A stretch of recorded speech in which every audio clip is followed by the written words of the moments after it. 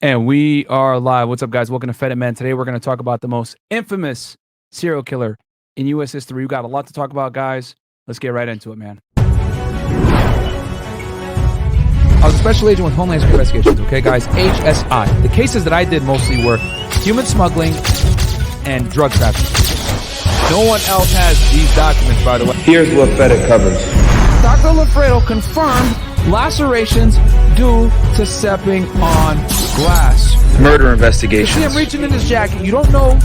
And he's positioning. Been on February 13, 2019. You're facing 2 counts of premeditated murder, Racketeering and RICO conspiracies. Young Slime Life, here and after referred to as YSL. The defendants 6'9", and then this is Billy Seiko right here. Now, when they first started, guys, 6'9" ran. I'm a Fed. I'm watching this music video. You know, I'm bobbing my head like, hey, this shit lit. But at the same time, I'm pausing. Oh, wait, who this? Right? Oh, who's that in the back? Firearms and violent crime. A.K.A. Pushaisi violated. you're ordered to stay away from the victim. Rapper Pushaisi arrested after shooting at King of Diamonds, Miami strip club, injured one person. This is the one that's going to fuck him up because this gun is not traceable. Well, it happened at the gun range. Here's your boy 42 Doug right here on the left. Okay. Sex trafficking and sex crimes. They can effectively link him to paying an underage girl. I'm going to lock my trip to limit, right. And the first bomb went off right here. Suspect 2 set down a backpack at the site of the second explosion. Inspired by Al-Qaeda. 2 terrorists and brothers, Dzhokhar Sarnev and Tamerlan Sarnev. When the cartels ship drugs into the country. As this guy got arrested for espionage, okay, trading secrets with the Russians for monetary compensation. The largest corrupt police bust in New Orleans history. The days of the police are gone. So he was in this bad boy. We're going to go over his past, the gang ties, so that this all makes sense.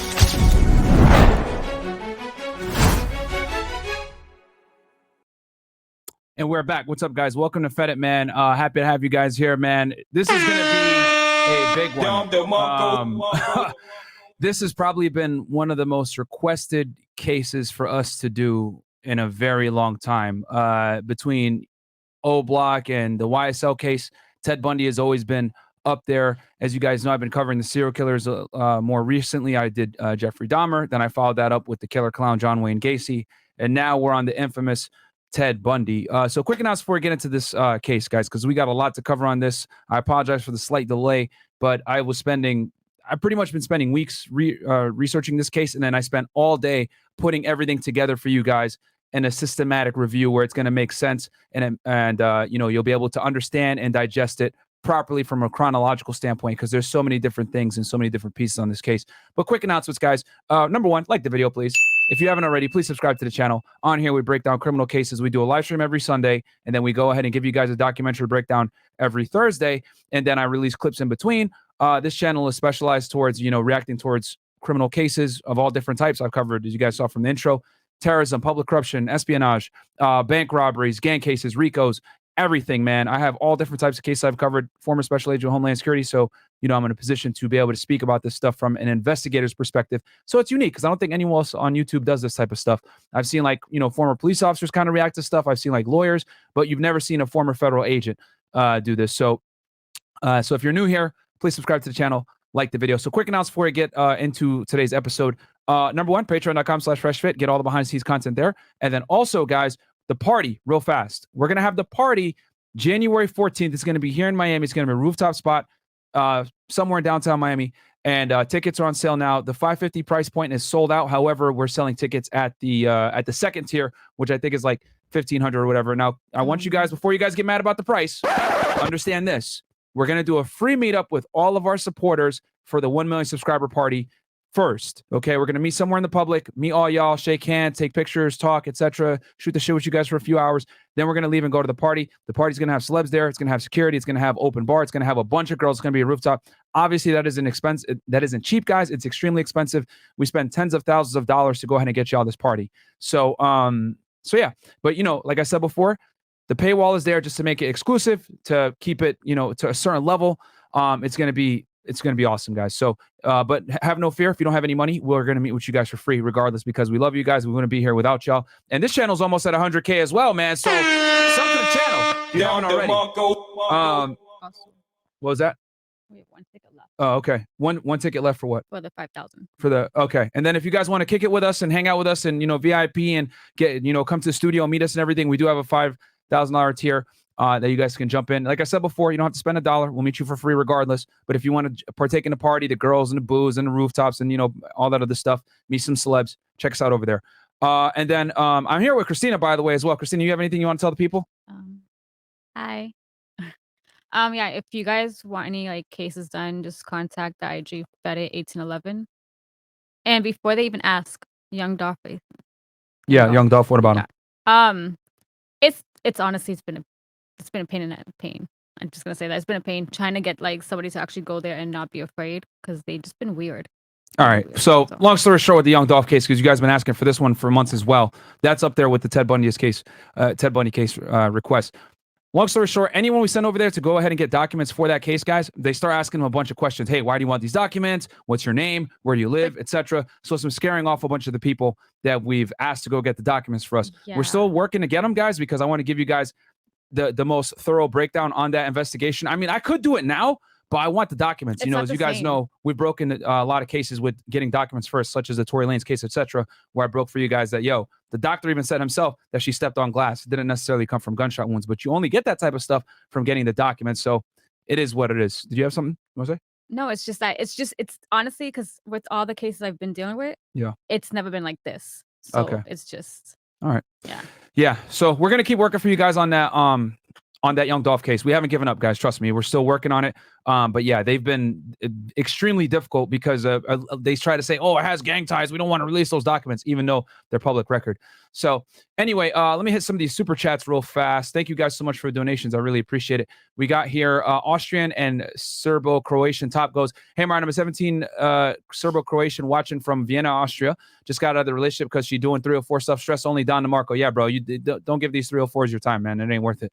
What else we got here? And then we got Darnell Elliott. Shout out to you, Mr. Gaines. You are late again. I'm giving you a counseling statement for this. You need to get off Black people time. 15-minute prior former Fed employee. Hey man, it is what it is, bro. You guys want the video to be good or not? I could just start it, but then I have to pause it and stuff like that. I'd rather start a little bit later and make sure that it's good to go versus starting it on time and they're like, oh, sorry guys, give me a second here. Oh God, give me a break. So I'd rather not have to do that. Jay Williams, $50 goes, watching for Fletzy and Glencoe. Hey, shout out to you, my friend. Congrats on your career that you're embarking on, your federal law enforcement career. Martin, this channel is very inspiring as I'm looking at going to 1811 route next. I'm currently here for UPTP uniform police training. All right, shout out to you, bro. Congratulations on that.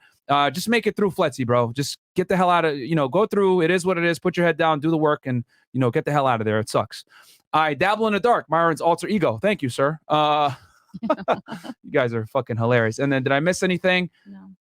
All right. And then notoriously welcome to being a new member for the show. And we already got 1,000 y'all in here. So, okay, before I get into this breakdown, guys, like the video. I'm really excited to break this one down. This has been probably the most requested serial killer by far for you guys that you wanted to get broken down. So it took, weeks of research. I watched a bunch of different documentaries, watched the Netflix special, watched a bunch of bullshit documentaries in the process as well. So what I've basically done, guys, is I've gathered all the most pertinent content and aligned it in a way where we'll be able to go through it systematically and following the timeline of events. But before we get into that, who the hell is Theodore Robert Bundy? All right, this is who he is, guys.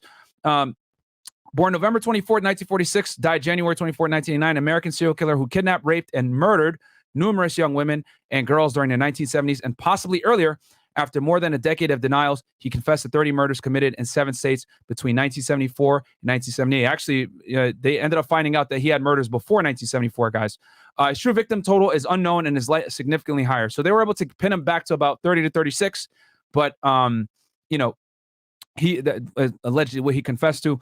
But that's a quick little overview of who he is, guys. This is a famous photo taken in 78 when he was in Florida, when he got indicted and the sheriff was reading the indictment in front of him, which I will go ahead and show you guys that video later on. But for us to understand who the hell this guy was, we got to get into his beginnings, okay?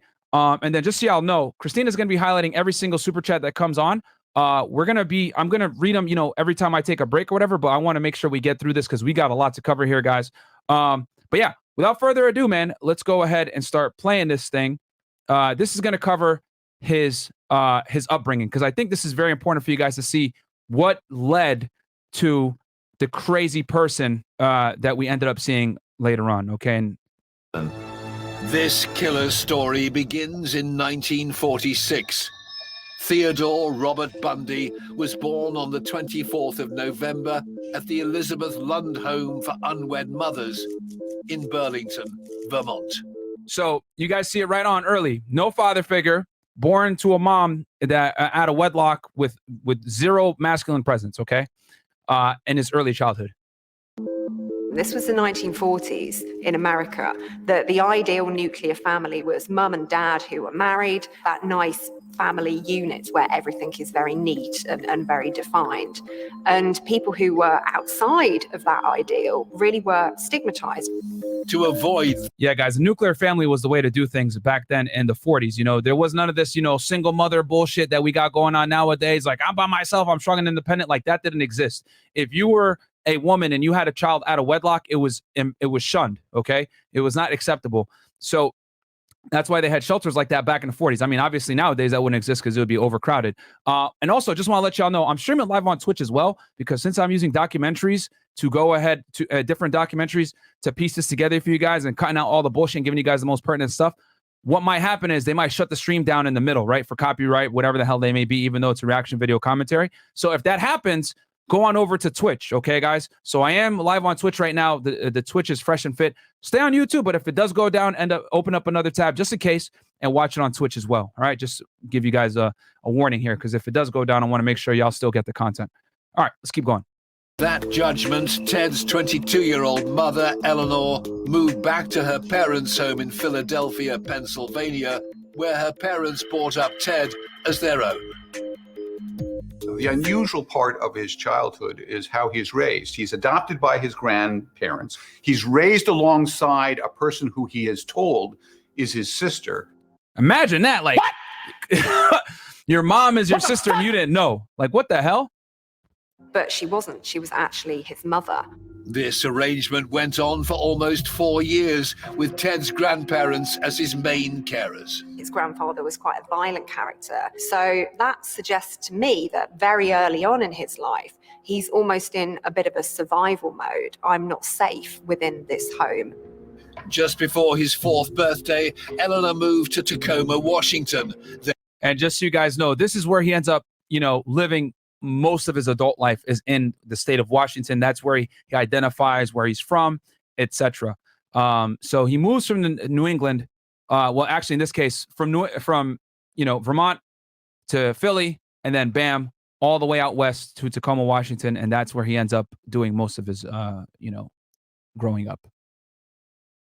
There she met and married Johnny Bundy in 1951. They formally adopted Ted when he was 5 years old. The couple had 4 children together, but Ted reportedly didn't form a close bond with his new family and still believed his mother was his sister. Ted Bundy is somebody who has always been really conscious of his social class. He came from quite humble beginnings, that the family were quite poor, and he was really quite aware of that and really quite embarrassed and ashamed by it.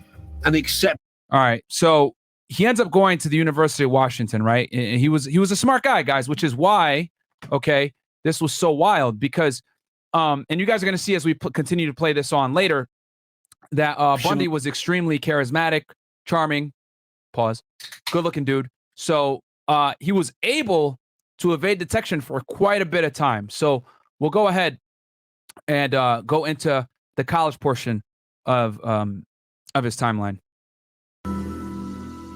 But in 1966, he enrolled at the University of Washington in Seattle.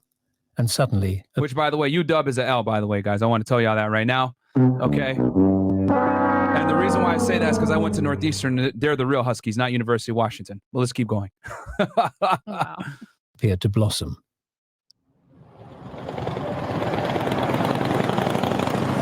He was considered charming. He was considered well-dressed. He was considered educated. And at that time, that was the only thing that people really paid much attention to. Ted was popular at the University of Washington. His professors thought he was great, that he was brilliant. Research has shown that the prettier people get the better grades and the better placements, and the not so pretty people don't do quite so well. Yeah, this is the halo effect, guys. In other words, if you're ugly, life sucks a lot. You got to work a lot harder, my friends. And that, I think, came to the point where people, because he was such a handsome young man, basically overlooked any type of emptiness that was the core of him. Anne Rule, now a best-selling author, was a volunteer at the crisis clinic, the suicide helpline. When she Yes, you guys heard that right.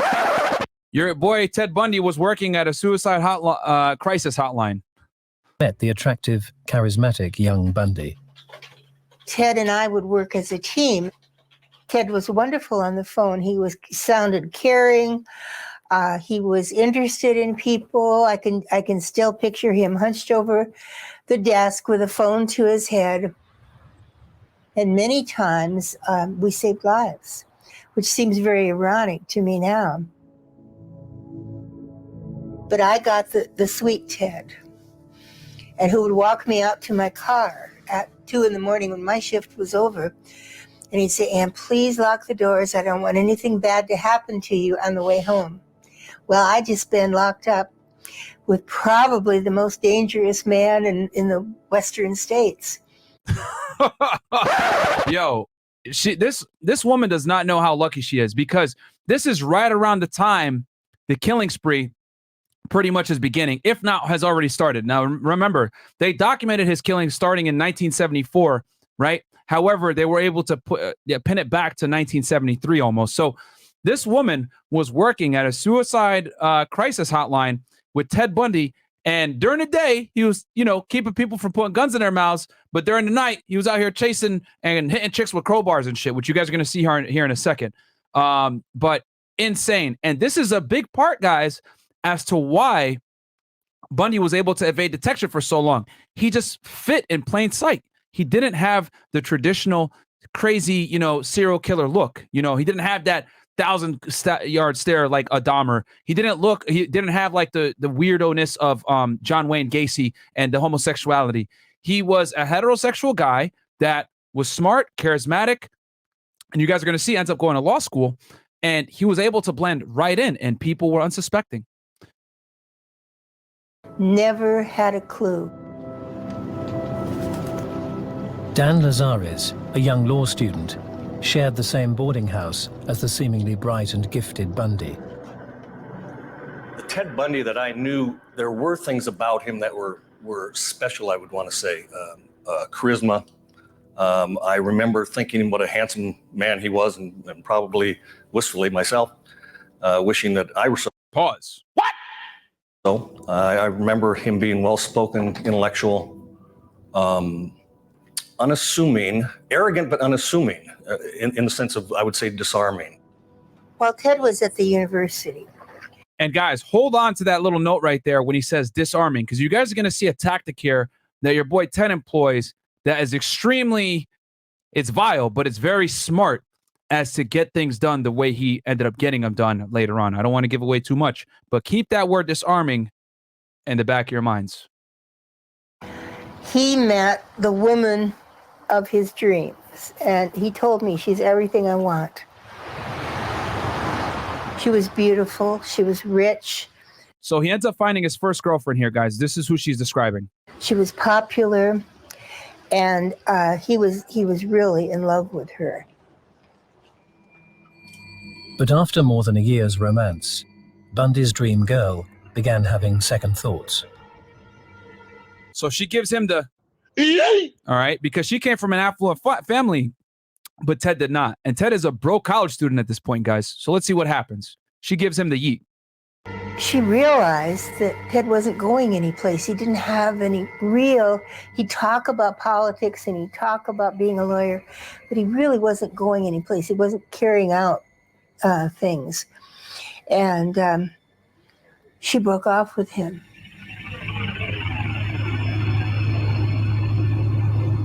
And that just devastated him. That was the catalyst, I always thought.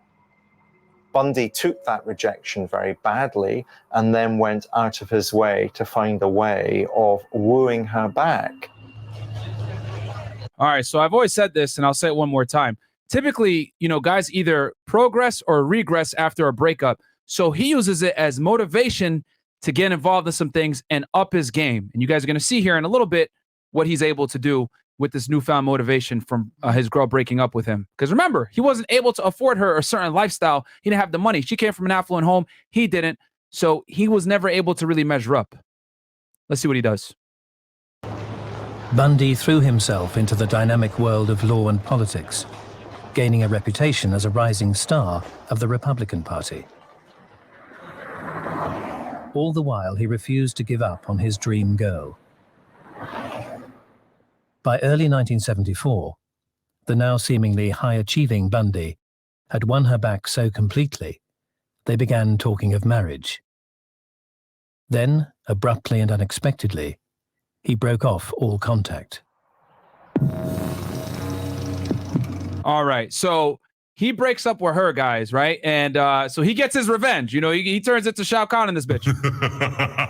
And he goes ahead, you know, he gets into politics. He's helping the Republican Party out there. He's, you know, shaking hands, kissing babies. He's rubbing elbows with politicians. You know, he's the man on campus, and he gets her back. And then he says, you know what?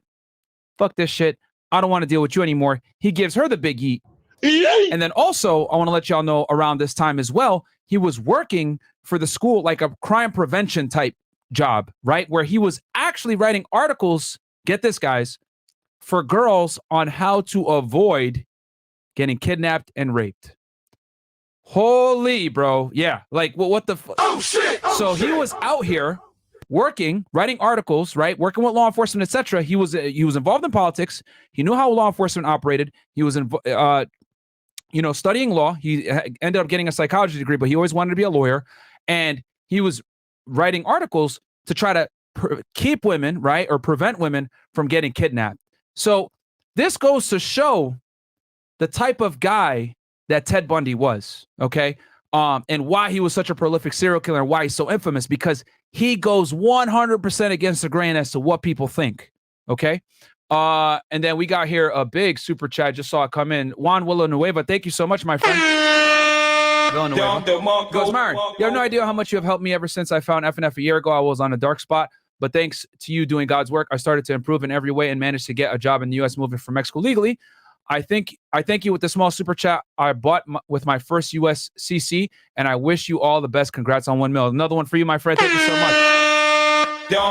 You guys really, you guys make my day, man. Because like I said before, you know, like this channel, especially, like this channel isn't about making money, guys. This channel is more about like educating you guys, giving you guys some entertainment, helping you guys learn about how the criminal justice system works, and giving you guys another perspective from that you probably will never ever hear real time. You know, how many special agents are you going to meet that are actually on YouTube that can give you guys an honest assessment of how law enforcement works on this side? You know, you might get a lawyer's perspective of police officers, but an actual investigator that did all different types of cases, you're not really going to get that. So, you know, I really enjoy this channel because it almost kind of helps me relive what I used to do, because I do miss that job, guys. I think about it every fucking day. But you know, it is what it is. I just had to, you know, things turned out a certain way, and I'm here now. So, you know, obviously I left on good terms. I resigned, but you know, I had to pick one: YouTube or the job. And obviously you can't do both. You can't have clout while simultaneously, you know, arresting bad guys. It just doesn't work that way. Do you want to do all the super chats? I'll go to the next video. So, okay. So just a quick little rewind here of what the hell's going on. So for some of you guys that are joining us, because we're almost at 2,000 live viewers right now. So Ted Bundy grows up in, you know, poor conditions, guys. He's born to a mother that was out of wedlock in Vermont. She moves to Philadelphia. Then she ends up moving to Washington. He grows up thinking that his mom was actually his sister, was raised by his grandparents. He ends up finding on later that it was his mom. She ends up marrying another man. That guy, he adopts that guy's last name, right? The infamous Bundy last name, and grows up in kind of a rocky household. However, bright, intelligent, ends up going to the University of Washington, makes friends there, gets into politics, gets a girlfriend. She breaks up with him. He improves his situation. He becomes a higher status guy on campus, which I've talked to you guys about this before. On college campus, his status is everything. She goes ahead, gets back with him, and then he drops her like, you know, like a hot potato. Now we're going to fast forward, guys, to February 4th, 1974. This is Ted Bundy's first murder. Okay, guys? So let's go ahead and roll the clip. Linda February 4th, 1974. and Healy. Sorry, February 1st. was a very popular young woman because she was on the radio 5 days a week at 7 o'clock in the morning. She gave the ski report. In all of my years of studying murder, I've never heard of an abduction quite like the Linda Ann Healy abduction. I was one of many who listened to her in the morning, and I realized the day that she wasn't on the air that there was something unusual. She never showed up for work. Bundy used to frequent a bar, Dante's Tavern. On the last night of her life, Linda Ann Healy went to Dante's with another girl and a friend of theirs. Bundy probably did follow them home and waited, and he checked the front door, and it was unlocked. This is what makes this abduction so incredibly surreal. He goes down in the basement. Guys, this is reckless, what you're about to see right now, man. Wildness. Enters Healy's room. He's aware that there's another bedroom on the other side. He would tell a writer later that he choked her. He moves her off the bed. He takes her nightie off of her, hangs it up in the closet, and he makes the bed, almost like in a military fashion. And he carries her into the night. He takes her down the front steps, and they're steep steps, to wherever his car's parked and puts her in there. He would turn the passenger seat around so it was flat. And this, guys, ends up being a huge identifying factor, which gets him in trouble later on in his little buggy right there, how the passenger seat was always tampered with to, you know, which was like weird. Why would the hell would you have the front passenger seat always either down, out, laid down flat? Strange. So this is going to be an identifying factor later on. So hold on to that. And I asked him why he did that once. And he said, well, because that's the way he put his cargo in the car. Cargo. Oh my God. Oh shit! Oh shit! Oh shit! And this is a former defense attorney as well in the 70s. How's that for disgusting? Once he got girls to the destination, he raped them, he bludgeoned them, he molested their bodies. And from there, the nightmare. So she goes missing, right? This is, you know, the first woman to go missing in the greater Seattle area, right? And this is just one of many to come, my friends. So let's keep rolling it. And then also, I could hit some of these chats real fast. And then also, just so y'all know, I know some of you guys said that I'm shadow banned. The thing is, guys, you got to search Fedit1811. That's why I have to switch the name from Reddit to Fedit. That chick looks like a bunny. LMFAO. Okay, thank you. Who else? Slim Shady, $5. Is there a case that scarred you or where you had to step away for a second? I've seen a lot of crazy shit, man. I've seen a lot of crazy shit. I'm desensitized to it at this point. Hey, bro, can you put your face cam while you play the video? Also, everyone like the stream. I guess I can. The reason why I want to give y'all a better viewing experience. That's why I full screen it for you guys.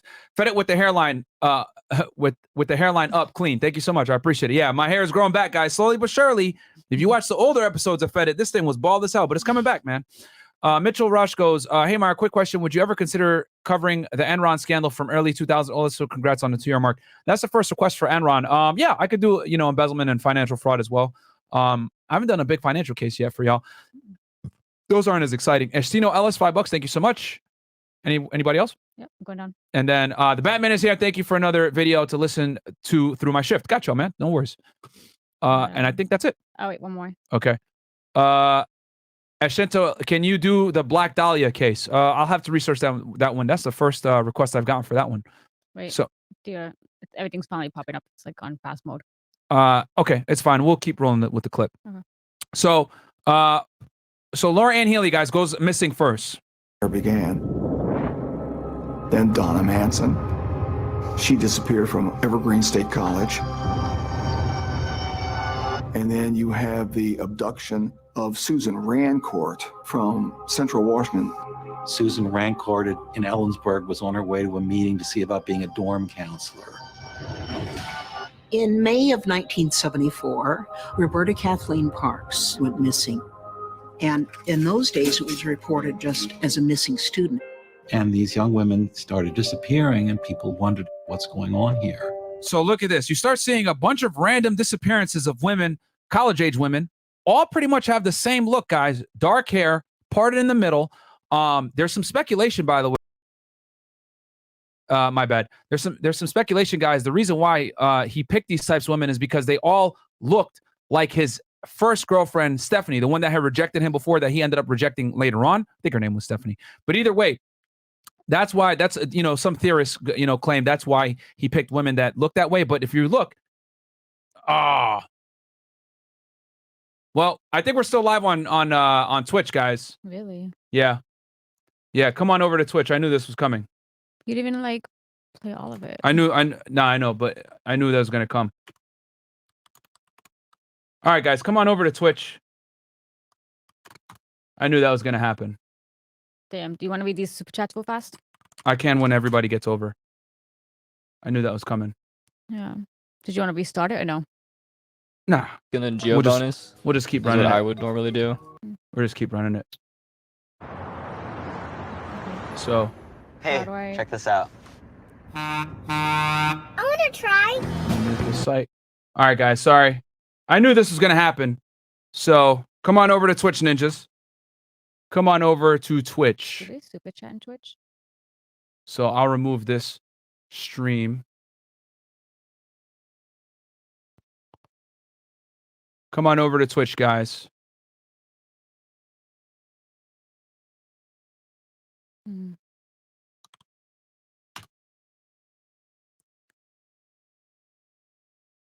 Yep.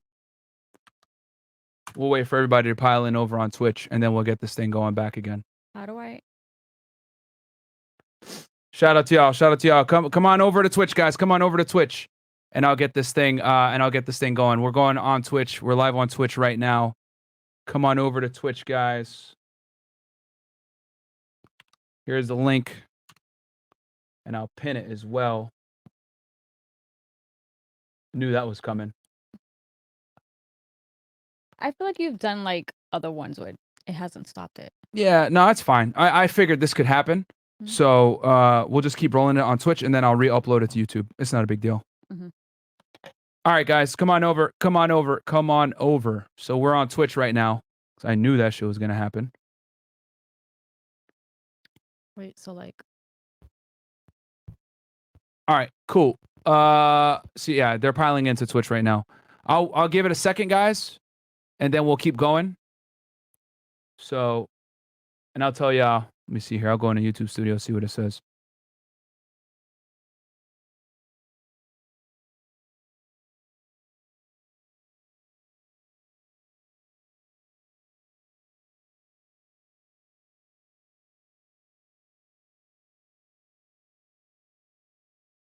All right, come on over, guys.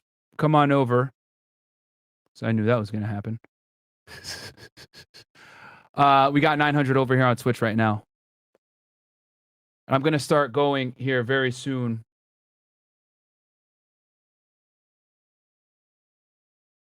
That's crazy.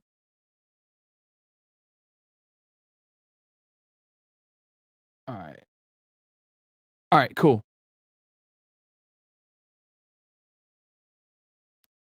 All right, so I'm going to just edit this part out here. So quick recap, guys. What I'll do is when I put this up on YouTube, I'll go ahead and just edit this stuff out. So yeah, come on over to Twitch, guys. So, all right. So, okay, quick little recap before all this crap happened. All right. So what we covered, guys, is basically, so Ted Bundy, right? Humble beginnings, born in Vermont to a unwed woman, right? Born out of wedlock, mother out of shame back in the 40s, moves with her family in Philly, ends up moving, and she's deemed as his sister throughout his entire childhood, then ends up moving to Tacoma, Washington with her. She ends up remarrying a man named Bundy with the last name Bundy. Ted takes that name over, and then he, goes through his childhood, really kind of, humble beginnings, doesn't really get along with the family too much, but he's a smart guy, ends up going to University of Washington, meets his first girlfriend, who has dark hair part in the middle, and she ends up breaking up with him. And he takes that as motivation to go ahead and become a better man, ends up getting into politics, gets involved with the Republican Party, becomes the man on campus, charming, etc., gets involved with crime prevention, helping young women avoid being kidnapped and raped, etc., ironically enough. Then he ends up, committing his first murder with Miss Healy February 1st, 1974. And then after that, a bunch of women go missing in the greater Washington area. And the police are kind of baffled, right? So that's kind of where we left off. So let's go ahead and keep rolling the clip, guys. Wait, did you want to do the last super chats on YouTube? We'll just run with this one for now. Okay. And then I'll read those chats later on. And then Brenda Ball was abducted near the Flame Tavern. She wasn't a college student.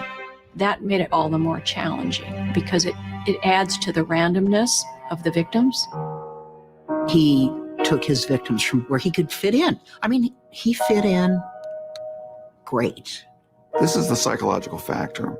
You don't think a killer of women is going to be a good-looking, articulate young man. You're not thinking in terms like that. Georgianne Hawkins was a student at the University of Washington. Georgianne was abducted in June of 1974. She disappeared from an alley one night behind Greek Row. Being a university district, people are walking around at all hours. So imagine this, guys. You got a crazy killer running around, right? And this is like Candyland for him because there's a bunch of young, attractive women, you know, all concentrated in one small geographic area. So he's able to kind of just like, oh my God, and just, you know, prowl around at night in his, you know, Volkswagen and pick up girls and attack them and just kind of drag them off without anyone really knowing. Guys, this is the 1970s. Okay. It's not like today where everyone had cell phones and there's cameras everywhere. These were different times. Okay. Let's keep rolling it. She went down the alley. There was Bundy. He was moving up. And this is actually from him, guys, when he's confessing to the murder. So this is him describing the event. Alley, using a briefcase and some crutches, and the young woman walked down. I saw her round the north end of the block into the alley and stop for a moment and then keep on walking down the alley toward me. And about halfway down the block, I encountered her and asked her to help me carry the briefcase, which she did, and we walked back up the alley. Does he look like a killer? Nah. Does he look like an abductor of women? No. He looks like somebody in need. He's got like a leg cast on his.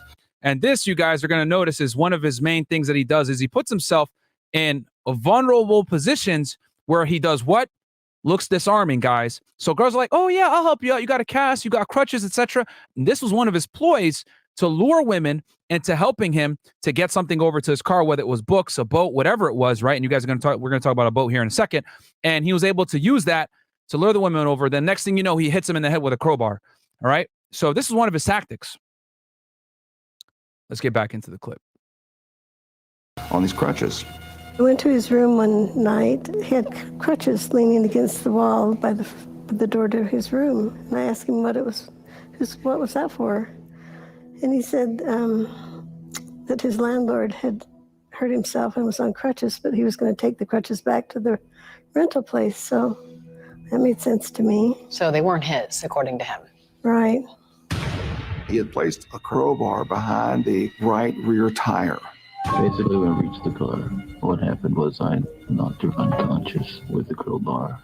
So he had the crowbar staged, guys, on top of one of the tires, man. What the hell? Oh, shit! Oh, shit! So, I mean, if that doesn't show, you know, the guy's meticulousness, I don't know what does. He hit her with such force that she came out of one of her shoes and both her earrings flew off. There were some handcuffs there, along with the crowbar, and I handcuffed her and put her in the passenger side of the car and drove away. And that's why he kept the passenger side of the car down, guys, so that he can lay them back there without anyone really noticing or arousing suspicion. And drive to a spot that he's already picked out, going to be off of a main highway. He said, sometimes you check the moon out too. So and just so y'all know, that guy, Bill Hagmeyer, he's an FBI profiler. He was the one that was responsible for doing most of the interviews with Ted Bundy after he was arrested. When it's going to be bright, I don't have to leave my headlights on to see what I'm doing. And the speed with which she would have had to have been abducted tells you that probably the person had done this before. We really could not find anything definitive that tied all the victims together. Bam.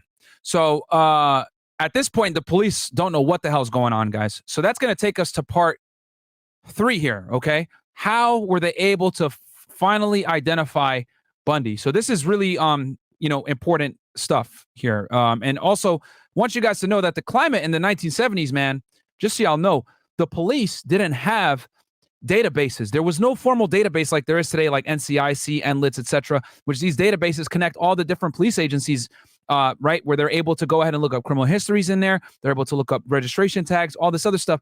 It wasn't like that, guys. They didn't have a one central location where they can go ahead and put information into. So it was very difficult for police agencies back then to communicate. Who knew this, though? Ted Bundy knew this because why?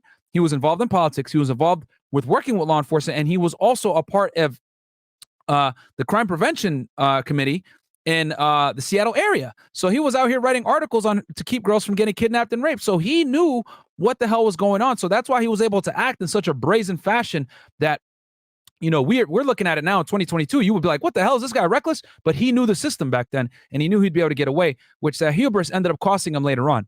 But let's roll the clip. So now we're at a point where we got several missing college-age women in the greater Washington area, the greater Seattle, Washington area. Fear swept all across the state of Washington. Hawkins was last seen Monday evening when someone was abducting young women. It's hard to say whether there's any foul play or not. There was incredible pressure on law enforcement to find the person who was responsible for causing these women to go missing. Thank you very much for calling. Anything? What cleverness or what sophistication of the suspect are you looking for that can manage to pull that off? There were no clues whatsoever. I mean, it's kind of remarkable that nobody saw anything, but Lake Sammamish was another story. All right, so this is going to be a turning point here, guys. Lake Sammamish State Park in Washington, very popular state park, especially in the summertime with people visiting. Lake Sammamish State Park was huge. It was a magnet for all of us, young and old. Like a place you would go to in the Midwest or something, with this old-fashioned concession stand and people just coming out with their little sailboats or coming out to sun. July 14th, 1974, the place was absolutely packed. There were 40,000 people there. I saw him that morning. He came over. We weren't getting along real well, so I was surprised that he came in and wanted to know what I was going to do that day. I said I was going to go to a park and lay in the sun. Molly was in Utah, and he asked me which park, and I think he was just wanting to know if you're going to Lake Sammamish, then he wouldn't be going that way. He'd go to another park. A number of people that day at Lake Sammamish were taking photos and shooting film. So this film, guys, and this actually is the actual real footage here from Lake Sammamish that summer, or that spring. Yeah, I think it was summertime. This is going to be critical in them being able to figure out who the hell was behind what's about to occur. So one of the rare situations where they actually have film, but there was thousands of people at this place. Little did they know the police would want. And that was his old girlfriend, Elizabeth. And the reason, I don't know why her neck is like that, by the way, guys. I have no idea. But that was his main girlfriend back in the time where she actually had children. Where she actually, where he was with her and her child. To review this footage.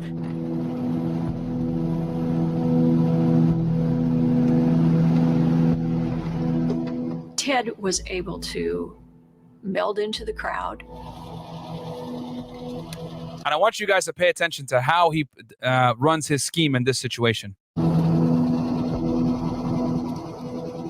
He was wearing casual beach-type clothing. He was able to strike up conversations with people.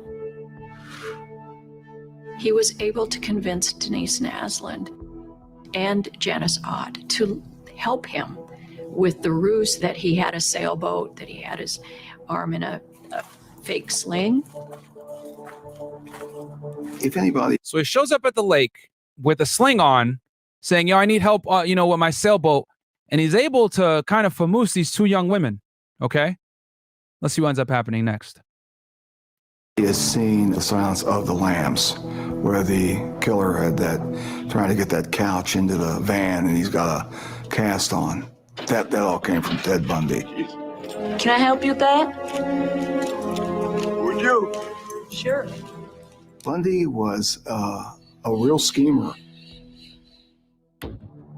Remember that these abductions were benign on the face of them. They were always Bundy approaching the women in a state of presumed need or weakness. Can you help me carry my books, my arms in a sling? Can you help me load my sailboat onto my car? There were 3 women that saw Janice Hott roll her bicycle up to the beach and lay it down. And she had on a yellow bikini.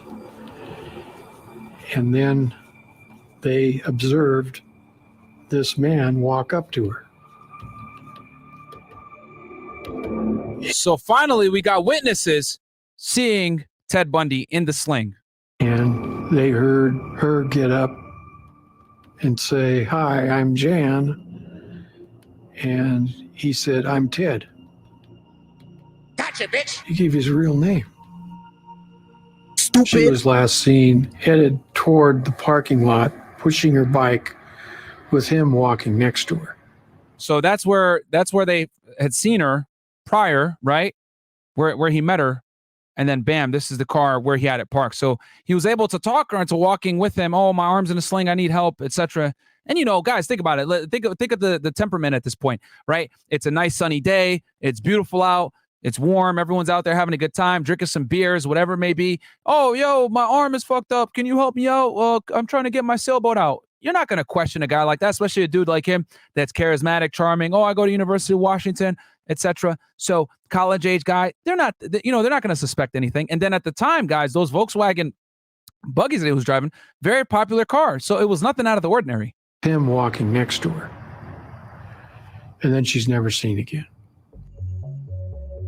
We did have about 5 or 6 other women come forward that said that they had been approached by the guy with his arm in a sling.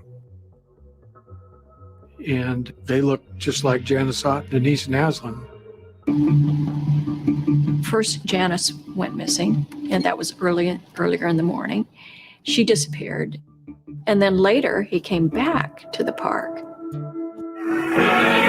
McCartney and Wings, Junior's Farm, KJR, Seattle, and Kevin O'Brien at 4:09. It was a Sunday afternoon, and my buddy and I, we noticed off to the side this guy just a few feet from us standing in front of the women's bathroom, and he was dressed in nice casual clothes.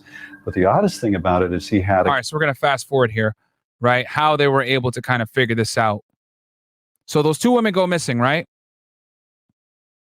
That people who were at the park that day, who were taking photographs of their friends and family, any filming that they had done, turned over their photographs. And so you got thousands of people turning over footage and photographs and video and everything else like that from that situation.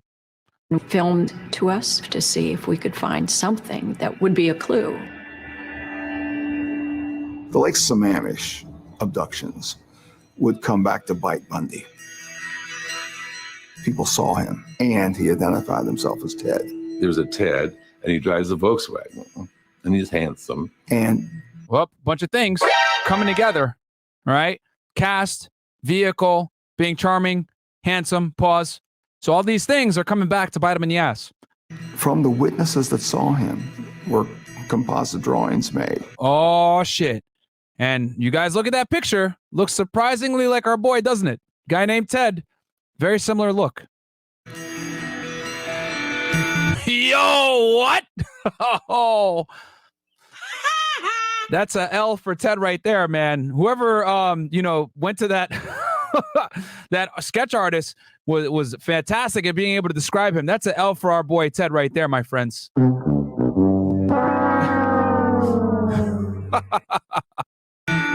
the picture came out, no question in our minds, no question that this was the guy. Each lead has to be followed. Every phone call has to be made. Most lead nowhere. Some pan out with a speck of information that may someday help clear up the mystery of the whereabouts of Janice Hott and Denise Naslin.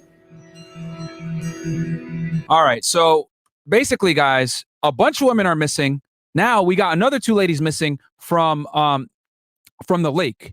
Right. And that spurs the police to say, yo, we got a bunch of women that are already missing from the, greater Seattle, Washington area. And on top of that, now we got 2 other women that are missing. But they were seen talking to some dude named Ted with a sling, trying to get them to help him with a sailboat. Fortunately, there were a bunch of witnesses there that saw Ted, saw him with the sling, saw the sailboat, saw how he was speaking, heard him speaking with the girls, and that was the last time the women were seen alive. And fortunately, with all those people there, they were able to get a damn good sketch artist to go ahead and draw a picture of the potential perpetrator, who ends up looking like who? None other than our boy Ted Bundy. Okay, so let's go ahead, guys, and get to the next part here, because Ted at this point is starting to feel a little bit of the heat. Okay, and let's go ahead. So he ends up leaving, guys, the state of Washington, and he goes to Utah. All right, and he makes a big error here with what he's about to do next, and you guys are going to see. After 7 o'clock on the evening of November the 8th, 1970. Hold on, let me go back here. 18-year-old Denise Naslund and 23-year-old So these girls go missing. Janice Ott disappear on a warm summer day at Lake Sammamish. Several witnesses told of a smooth-talking, good-looking young man named Ted. Heat was starting to come upon him. There were clues now.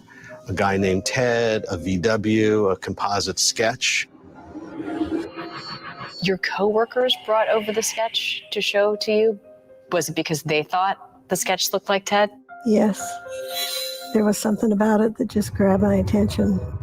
And there was just something about the jawline or something like that that made me think, wow, this is really weird. So that's his girl, man, back then. With, she's a single mom, by the way. They had met in 1969. Her daughter, Molly, ended up with kind of like Ted as a stepfather. So for them, obviously, they're like, what the hell is going on here? Why does this guy have a striking resemblance to the man that I'm with and exhibit some of the same traits? And you called Seattle police? Yeah, I called anonymously to a tip line that they had set up.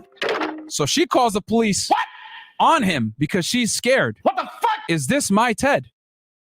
There was something like 3,000 potential Teds who may or may not drive a Volkswagen, and he was one of them. But he had this terrific, spotless, clean record. You have to understand that detective work was organized in a very different way in the 70s. There was no DNA evidence. Police departments didn't even have fax machines, let alone the internet. Yes, guys, very archaic, very chaotic. Like I said before, everything was done on paper, no computers. You had to get out there and actually do surveillance. You didn't have databases to be able to look people up. You didn't have cameras. You didn't have sophisticated law enforcement surveillance equipment. You didn't have any of this stuff, right? Back then in the 70s, and for a small police department like the agencies that were investigating Ted, right, King County, etc., they're not going to have a lot of this stuff. Maybe the feds might have had it, but they're not going to have it. Okay, especially for a missing persons type investigation. It wasn't until the missing people started piling up and they saw a trend that they were able to actually finally start allocating resources, and then most importantly, getting together and creating a task force. But they didn't do that until several women had already been missing. When they had a profile of him, I brought up the similarities to him. I said, that's Molly, by the way. That's the same girl here in this picture, and there's Ted right there. This is his stepdaughter. Guys, who actually surprisingly he had never hurt or killed them, obviously, but one of the few people that he was able to turn the wickedness off for. this guy's name's Ted, your name's Ted, this guy has a VW, you drove a VW, you know it's you. And he just laughed, no monkey, of course I would never do anything like that. And you didn't think it either. No. You were yeah, that stopped the cap right there. Stop the cap. Of course I would never do anything like that. Okay, so let's fast forward a little bit here. So the heat turns up on him a little bit, guys. Even his own family's starting to accuse him, right? So let's see what he does next. At the beginning, I asked him, I said, did you read this? Do you know what they're saying? There's so many things here that people are going to be looking at you, kind of making a joke out of it. But once I started to worry, like, could this be true? I didn't feel safe bringing it up. I didn't want him to know what I was thinking. So you did feel fear? Well, I did, but it wasn't like I was afraid of him. I was kind of afraid of my own brain, just going over and over this. Bundy realized that if he wanted to keep killing, he was going to have to go somewhere where there was no investigation. He has the presence of mind to move from the Washington area to Utah. They use the excuse. All right, so he goes all the way down to Utah and goes to Utah University Law School. So going to the Utah Law School, he gave Liz the option of going with him. But he was probably delighted when she said no. Yeah, she said I want no. to stay in Seattle with my friends. And he was like, thank God. Bundy left for Utah. 'Cause I'm about to kill a bunch of people. September 3rd, 1974. Within 12 or so hours, he would be murdering the Idaho hitchhiker. So he killed a hitchhiker on the way down in Idaho. Bundy went to University of Utah School of Law. When I was there at the law school, I would have regular contact with Ted Bundy, and everyone liked him. There were periods of time when he was absent from class, and people would occasionally comment on that, oh, Ted's gone again. The first semester, he's in class 3 times. He's like a kid in a candy store. He upped it in. And you guys are going to see why he was gone all the time. So we're going to fast forward here, guys, to this is a huge turning point in the Ted Bundy investigation. This is where he gets sloppy and he fucks up here. And he was drinking on this day as well, which is why the girl was actually able to identify him, because she smelled alcohol on him. But let's get into this. Shortly after 7 o'clock on the evening of November the 8th, 1974, Carol DeRange parked her car in this parking lot at the Fashion Mall. Shortly after began what she now calls her personal nightmare. What makes the Carol DeRange abduction so pivotal is that she's the And it's Carol DeRange, guys. I don't know why the captions are messing it up, but this is a turning point here. only one who ever got away from Bundy. She was approached by a man near Walden's bookstore. That's not true. A couple other women have come forward and escaped the clutches of Bundy, but this is the only one that actually testified in court, which you guys are going to see here in a second. This man identified himself as Officer Roslin. And he said, do you drive a Camaro? She said, yes. He said, well, my partner is holding a suspect, and this individual tried to get into the car. He said they would have to go down to the main Murray Police Department to sign a complaint. Right when I was in the car, I knew I had made a mistake. Suddenly, he just pulled the car over, and it kind of went up on the side of the curb. And that's when I started absolutely freaking out. I remember screaming at him, "What are you doing? This isn't the police station. What are you doing?" And I could tell he just changed. He stops the car and he attacks her. She knows she's in the fight for her life, and he handcuffs the right wrist. But in the midst of this fight, when she's scratching at him and fighting, she gets the passenger door open and she jumps out of the car. He Somehow, miraculously, she's able to get out of the vehicle, guys.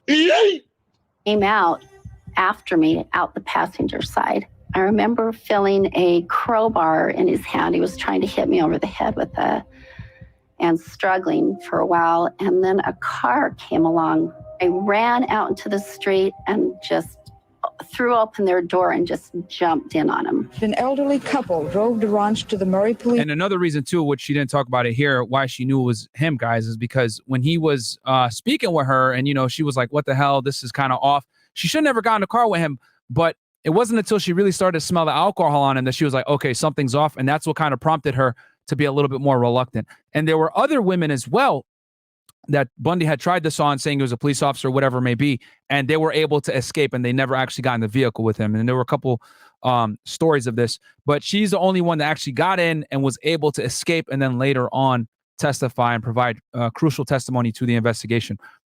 Station, the search for her abductor began. And so this is the first time we have an eyewitness of somebody who survives a Bundy attack. Sometimes the urges become such a compulsion that they can't control themselves.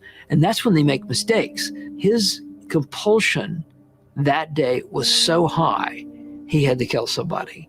The first one didn't work out. He's now frustrated. And so he goes to find a second victim. The teenager, Debbie Kent. My friend came back from Utah and she said, I don't want to scare you, but it's happening down there now. So now people start going missing in Utah as well. So the girlfriend is like, what the hell? I thought we just cleared this already. Like, what's going on here? Headlines of the missing women had stopped in Seattle when Ted left, and they started in Utah. Yes. where he was. Yes. What did that feel like? Oh my God, like the bottom of my world was falling out. It's like that's just too much of a coincidence. So I did call King County Police and I did meet with the detective. You know, it's So she calls the police again, guys. one of the hardest things I've ever done. I gave them some pictures of him and they showed him to the best witness from Lake Sammamish.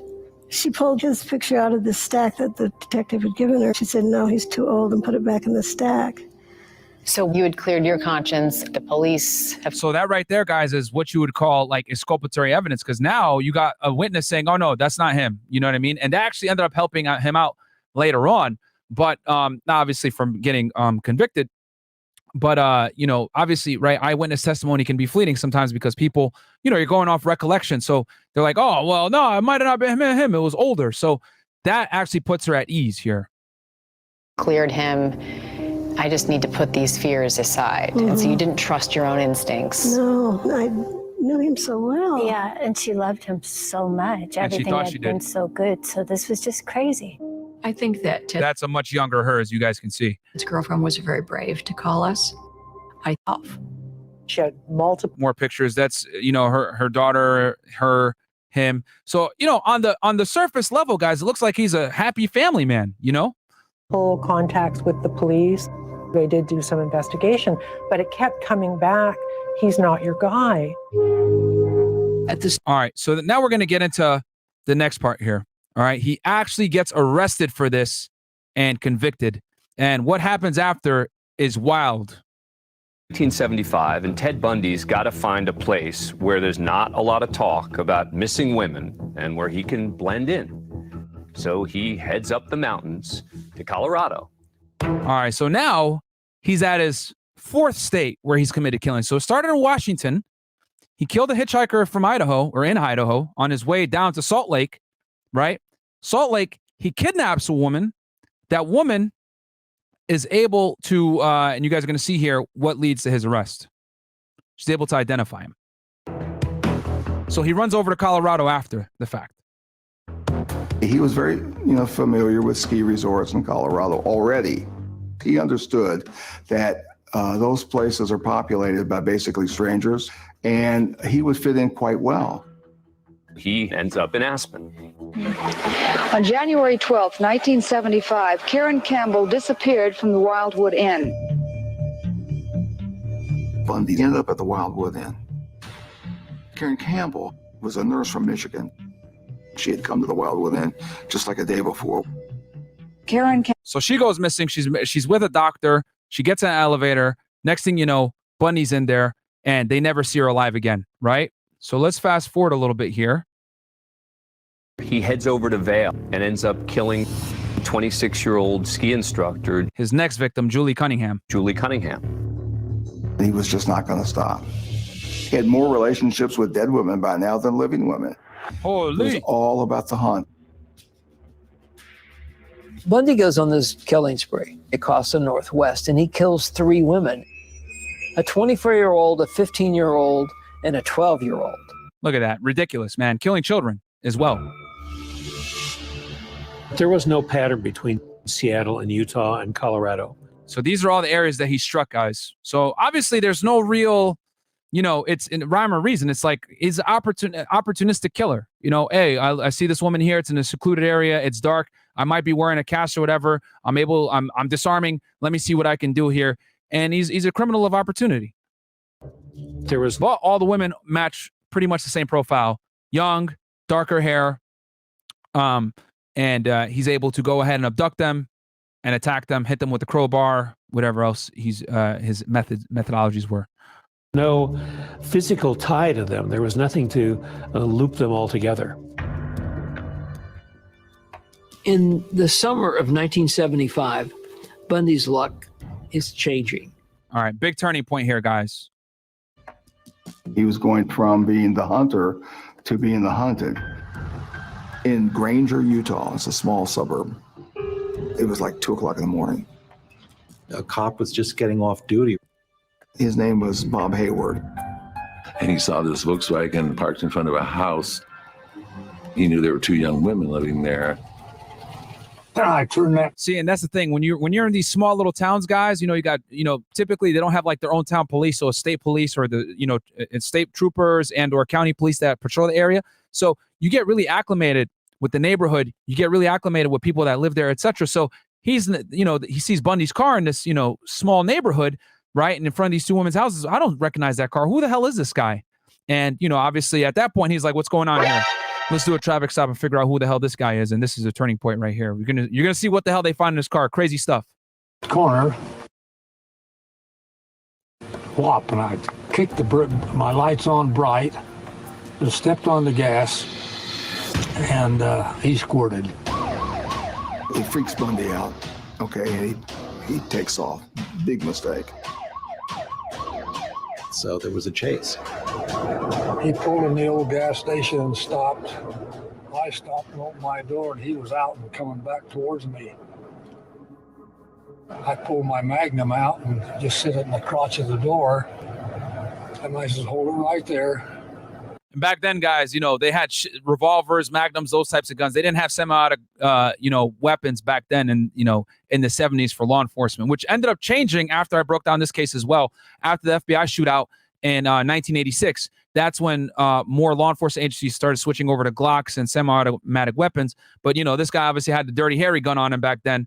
He's like, hey, make your move, I said, stand still. When Hayward comes up to the car, he sees that the seat is out. So that's one red flag. The seat is out, right? And we discussed this earlier, that this is how he drove his car, which this is a strange situation.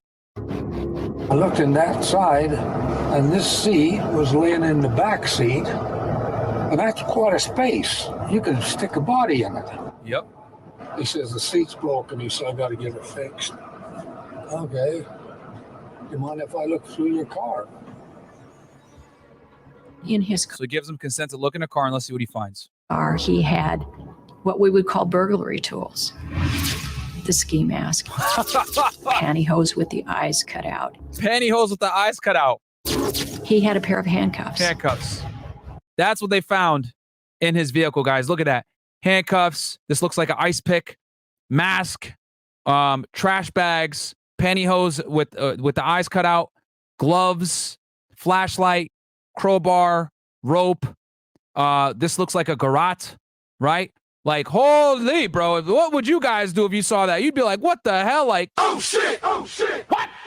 Like, so at this point, what the fuck? The trooper's like, this guy was stalking two ladies. I know two women were living in front of this house as well. And this random Volkswagen is sitting in front of the house. Nah, man, this dude's on some bullshit.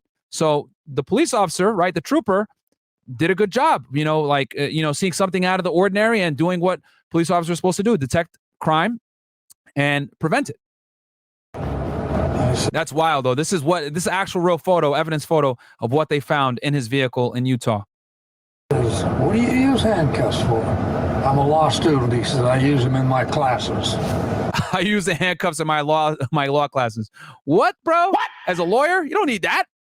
What the fuck? Now, what is a person doing out in the middle of the night in a residential neighborhood with all of those items? And he's driving a Volkswagen Buck. Well, I took him in and booked him. And if you guys remember, this mugshot looks, surprisingly familiar to the sketch that they had, done back in Washington State on those women that were found missing at the park. There's something wrong with this guy. That put him on the radar of Utah law enforcement, and they had this unsolved abduction of Carol DeRanch. I got a call, and it was Ted. So now, guys, at this point, right, law enforcement agencies are like, they finally got this guy in custody. This is his first contact with law enforcement. So you got a bunch of missing girls, right, in two different states, right, in Washington and Utah, and also Colorado as well at this point. So this trooper finds this guy, arrests him, and now the law enforcement agencies are starting to figure out what the hell's going on here, and they're starting to talk. This is when the talks finally start to happen between the different agencies. All right, we'll get back to the video. He says, I've been arrested. Well, Ted, what were you arrested for? Oh, they think I'm the Ted murderer. And he laughed and I laughed. The Ted murderer from different states. That's the important thing. I didn't think he was at all guilty. And you guys are going to notice a trend here where he continuously screams his innocence. And we'll see what he says later on. When he came to the police lineup, he made all sorts of attempts to make himself facially difficult to identify. He parted his hair on the other side, so he did have a chameleon-like quality.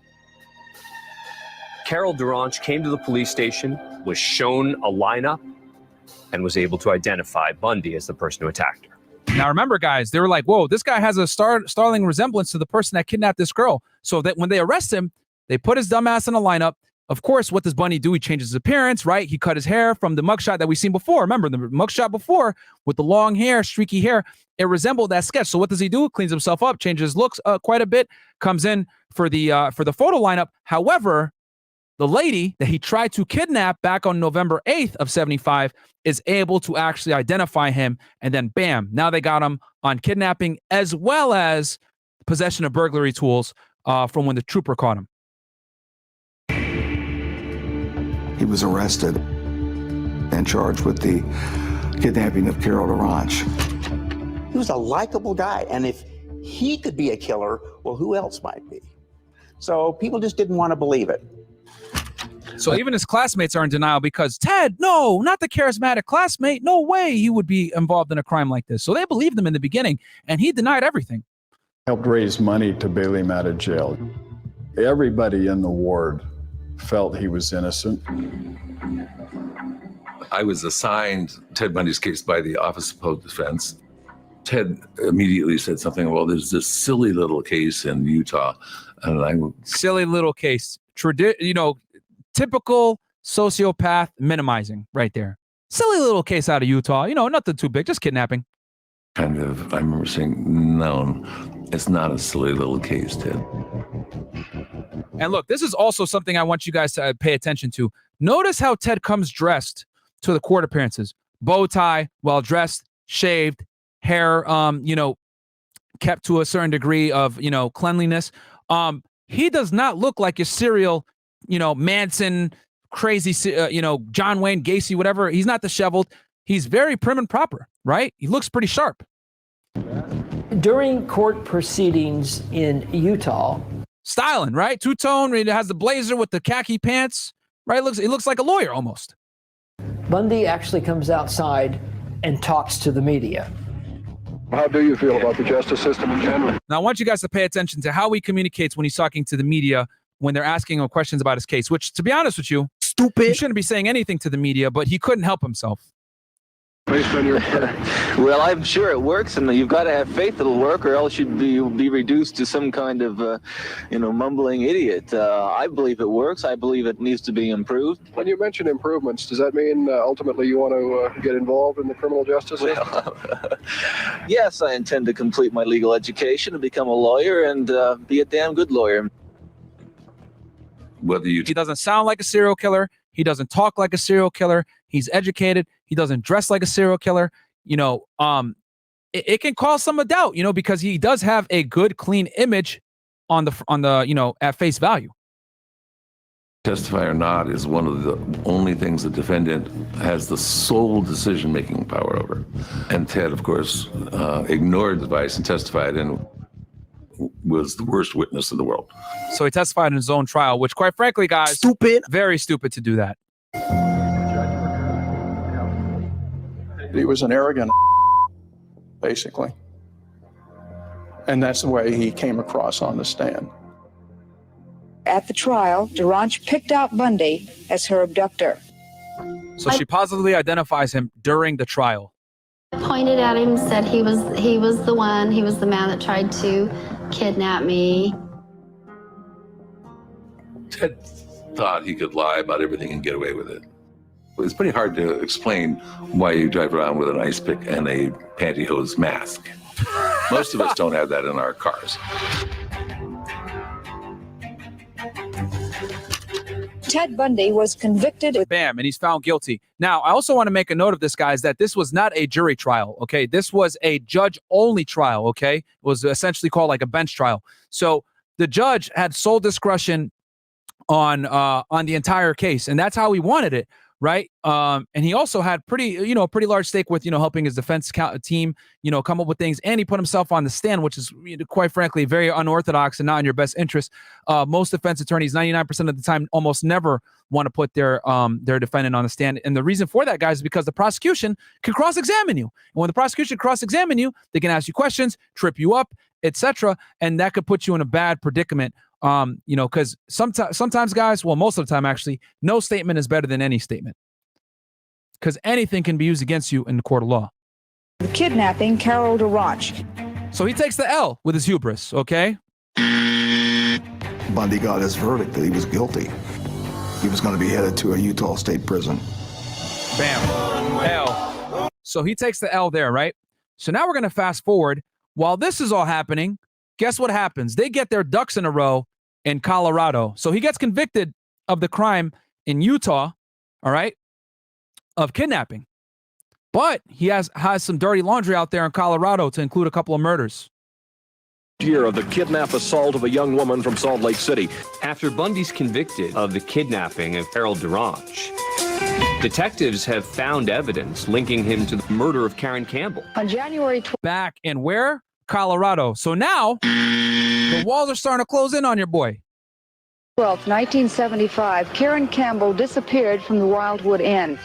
Hairs in his Volkswagen Bug were of victims from Colorado and Utah. And that gave them enough evidence to file on him in Colorado with a first-degree murder and kidnapping charge. So they find hair fibers, and they're able to use that, guys, as evidence to effectively link them. Now, remember, guys, there wasn't really DNA like that back then in the 70s, but they were able to match up hair fibers, which, was their forensic evidence back then, all right? Still fairly new and cutting edge. So they were able to at least put him with him during that time, because how else would have, if he was allegedly in Utah the whole time, why would he have a woman from Colorado's hair in his vehicle? They transferred him. They took him to the jail in Aspen. At that point. All right, some crazy shit's about to go down here, guys, now in Aspen, Colorado. So they drag his ass back from jail while he's in Utah facing that 15 years for the kidnapping. Now they're hitting him with murder in Colorado. Ted Bundy had become pretty big news. I called the sheriff. I asked him if I could speak with Ted Bundy. We sat in this narrow cell and did the interview. Okay. You are not guilty.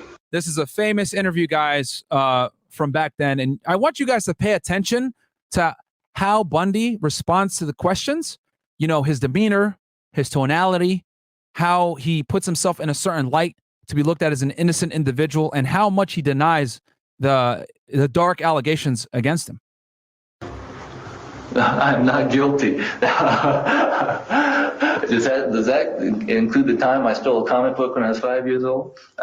I'm not guilty of the charges which have been filed against me. He had such a pleasant, thoughtful, calm demeanor. I wasn't at all convinced that he was guilty. He's the most pleasant killer I've ever interviewed. No man is truly innocent. We all have transgressed in some way in our lives. I've been impolite, and there are things I regret having done in my life, but nothing like the things I think that you're referring to. The creeps kind of grew on me when he talked about feeling for the family. I've been told that...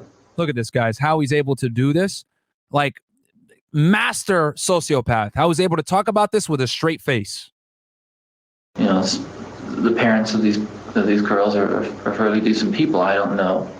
And I really feel for them, because apparently they suffered an incredible tragedy in their lives. You could tell he was just mouthing the words. They didn't really sink into him. I feel as much for... Yeah, you say that now, my friend, but if you look at the video, he clearly is believing him, right? Look at the look of approval that your boy is giving him right there. Hold on. Didn't really sink into words. Look at that look of approval. He's like, oh, yeah. It didn't really sink into him. The words. See? They didn't really sink into him. I feel as much for them as anybody can. I asked him if his situation made him angry. And he said, yes. I don't like being locked up for something I didn't do, and I don't like my liberty taken away, and I don't like being treated like an animal, and I don't like people walking around and ogling me like I'm some sort of weirdo, because I'm not. You think about getting out of here? Well, legally, sure. Well, legally, sure. Let's see about that. My class is graduating in about a month. In law school? I'll bet you I know more about law than any of them. He was assisting in his own defense, so he had a right to go use the law library. This is an old courthouse, and the law library was up on the top floor. The judge decreed that he didn't. So, guys, just want to make this very clear for y'all. He was basically representing himself. He made himself like co-counsel, okay? So what that does is it affords him certain privileges and accesses that a regular inmate would never get. He's dressed in normal clothing. He's not shackled to the same degree. He has access to the law library. He's able to kind of roam around and make phone calls. He's able to research his own case and research legal documents so that he can better fight his case. So there was a method to the madness here, even though this is almost never recommended by any astute attorney for you to represent yourself. But let's see what he's able to do with this privilege and use it to his advantage. Didn't have to wear shackles or handcuffs. So he walked about the courtroom and back into the law library as a free man. Over the months, I'd noticed a number of opportunities to just walk right out. I'd thought a great deal about escape, and I didn't know if I had the guts to do it, quite frankly. So this is the Law House in June. I think this was June 6, 1977. Let's see what happens here. Crazy stuff. Of him coming into the building that morning, and he's got a really concentrated look on his face. He had dressed with an extra layer. He had a sweater under the one he was wearing. This is the day he escaped, guys. Look at what he's wearing. You can see right here, multiple layers of clothing. This is a very famous, iconic photo, by the way, as well. On the outside, so he was planning to go that day.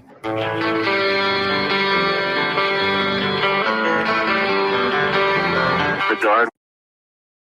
I'm going to mute this real quick because the music. So the guard went outside for a smoke. The windows were open and the fresh air is blowing through and the sky was blue. And I said, I'm ready to go, and walked to the window and jumped. So he jumped off the second story, guys. Now I think I could play the sound again. So he leaves. Runs out that bitch, right? Honest to God, I just got sick and tired of being locked up. I'm tired of being locked up. He was gone about 10 minutes before anyone realized. They came out and shouted, Bundy escaped. And just so you guys know, he had been training in his cell for a while, jumping off the top of his bunk several times to plan for this so that he wouldn't hurt himself. But he ended up spraining his ankle when he did this. Okay. And he was on a run for about 6 days.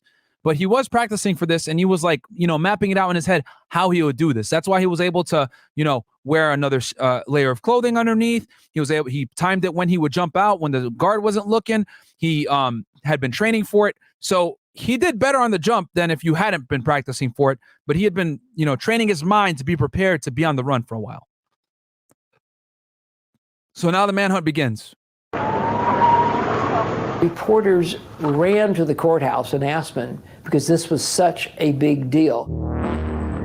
Bundy jumped out of this second-story window at the front of the Pitkin County Courthouse this morning. He was scheduled for a court appearance and apparently had been locked into the law library by sheriff's deputies. At both ends of town, the sheriff's department put up roadblocks. They were warning people, if you see this man, be sure and call the police. When was he last seen? About 10:30 this morning when he jumped from the window. And there's only 2 roads that let you out of Aspen, guys. So they had everything locked down. So it was very difficult for him to kind of get to escape, right? Because they basically, every single car that was coming in and out, they were like screening it. Well, especially cars going out, because there's only 2 ways into Aspen. And then he went up to the mountains in Aspen, and he broke into a cabin. He stayed in the cabin a few days. Bundy said he walked into Aspen, took this car, which was unlocked and had the keys in the ignition. He drives through downtown Aspen in a Cadillac. He was a terrible driver, by the way. So he goes back. And there was a patrol. Very, very stupid. But just so you guys know, the reason why he goes back is because he was out in the wilderness, guys, for days. He ended up making it to a cabin and finding some food there, sleeping there. But it got really cold. It rained a couple of times while he was there, right? Remember, guys, he's in freaking Colorado, right? Now, and the air is really dry. If you don't have chapstick in Colorado, you're going to suffer. So He was there in the wilderness, and it was tough. It was really tough for him to survive. So at this point, he's like, bro, I don't have food. I'm starving. I'm dying. He's about 25 pounds below, right? He lost about 25 pounds in those 6 days, by the way, guys, as well. So he goes back into town in a vehicle trying to get food. He takes the risk because he's at this point delirious.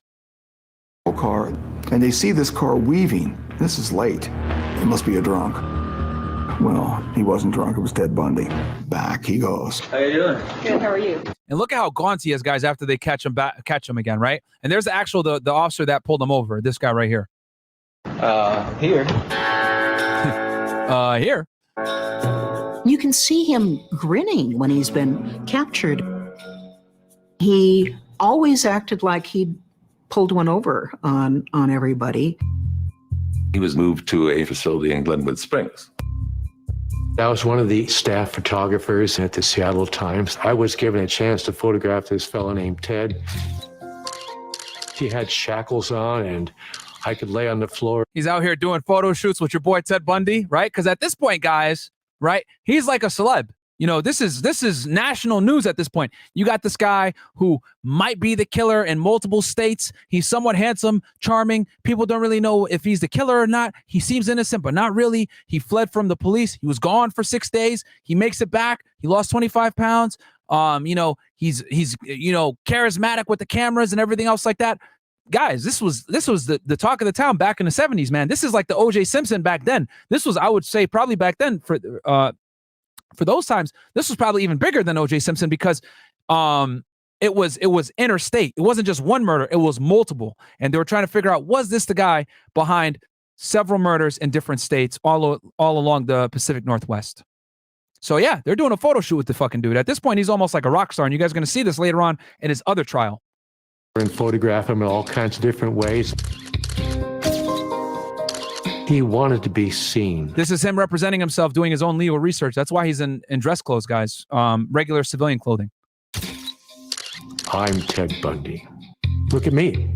I'm captured, but in his own mind, I'm not going to be here for long. In the cell, there was a grate in the ceiling that was not secured. So now we're going to get into, okay, guys, fast forwarding a little bit to December 30th, 1977, okay? This is going to be not one, but his second escape, guys. Oh, shit! And the way that he did this was actually very, very intelligent. Let's get into it. It was a light fixture that was due to be welded. It had not. Look at that. He cut, that was his cell, right? He cut a hole, right? And he lost 20 pounds to be able to get through that hole. It had not been welded. When I visited him in Glenwood, I noticed that he had lost a lot of weight. I'd say he lost 20 or 25 pounds. I would think this would have come to the attention of the jailers, perhaps. Why is he doing this? He used a bunch of his law books and assembled them along with some pillows to make it look as if there were a body in the bed. Bundy had succeeded in carving. And just so y'all know, the night before, right, December 29th, the jailer, the prison guard dropped his food off and left, right? Because obviously, you know, they're on the skeleton crew. It's about to be New Year's Eve, right? Everyone's on vacation, etc. This is typically how it is when you work for the state or the government. No one's fucking working, skeleton crew, right? So they drop the food off, gets the hell out of there, right? Next thing you know, they come in the next morning and the food is still there. So like, what the hell? They're thinking something's off. So they look in the cell and they see that the bed, right? It looks like there's a body in there. So they're like, what the hell? So they go ahead and they open up the cell door and they go and they realize, holy shit, it's his books. It's not even him. So that bought him a little bit more time, you know, for them to eventually find out where the hell he was. So the guy had cut a hole out at the top and escaped through the roof. Oh, man. Second escape, guys. A big enough opening in the ceiling of his cell. He lost so much weight that he was able to wriggle through. He called through the ducting, just like in a movie. All right, music as well. So let me just. So he goes into the closet and he goes into one of the jailer's apartment, right? That wasn't there. This is astounding. Puts on civilian clothes. Stuff. And he gets out into the night and he's free again. And he's out of there. They woke up in Glenwood Springs and discovered that Bundy had escaped basically 12 hours before. Yep, they didn't catch on until later on because, again, the only reason they even paid attention was because he didn't eat his food. So he had left that evening, guys, on December 29th, but they didn't find out until the next day. And again, it's New Year's Eve, skeleton crew. They don't have a lot. They don't have as many people working. Did you think it was possible to get out this way? We've eliminated what we felt at that time, any possible escape route from the roof. However, we were wrong. These Keystone cops, as the paper would refer to them as, let this guy go again. What's Garfield County doing to find him? We're looking everywhere, trains, buses, and the usual thing. And just so y'all know, this is a massive L, bro. Anyone that works in the prison system already knows, like, you got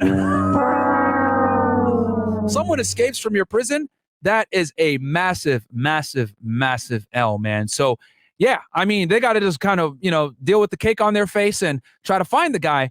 But at this point, he's escaped in civilian clothing. He had a head start on them. And then on top of that, it's Ted fucking Bundy. He's not an idiot. Well-spoken guy, charming, charismatic, like we said before. He was able to hide in plain sight, which sets the stage for the next chapter in this serial killer's spree. No idea where he is. People should be very careful, should check on their neighbors, make sure their cars are secure. We're just looking. I couldn't believe anybody let him. All right, so now where the hell did Ted Bundy go after this? Well, I'll tell y'all where he went.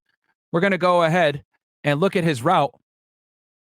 Bundy was already 1,000 miles away in Chicago. After spending New Year's Eve in a bar in Ann Arbor, Michigan, Bundy took a bus to Tallahassee in Florida. He also caught a college football game as well while he was up there. I think it was it the Rose Bowl? I forget which, but he did catch a college football game while he was up there as well, guys. So my man went on a whole tour. He was taking buses, planes. He ended up going to Atlanta as well, in between getting to Florida. So he hit a couple of major cities, guys, while he was on the run from Colorado. Yeah, wildness. With a new identity, he rented a room in the Oaks Lodging House in the heart of the Florida State University student area. After 18 months of imprisonment, Bundy's scheming had paid off. He'd made fools of the law and was finally free. But for Ted Bundy, it wasn't enough. Serial killers love being at the heart of the drama that's unfolding around them. All right, no one cares what this criminologist got to say.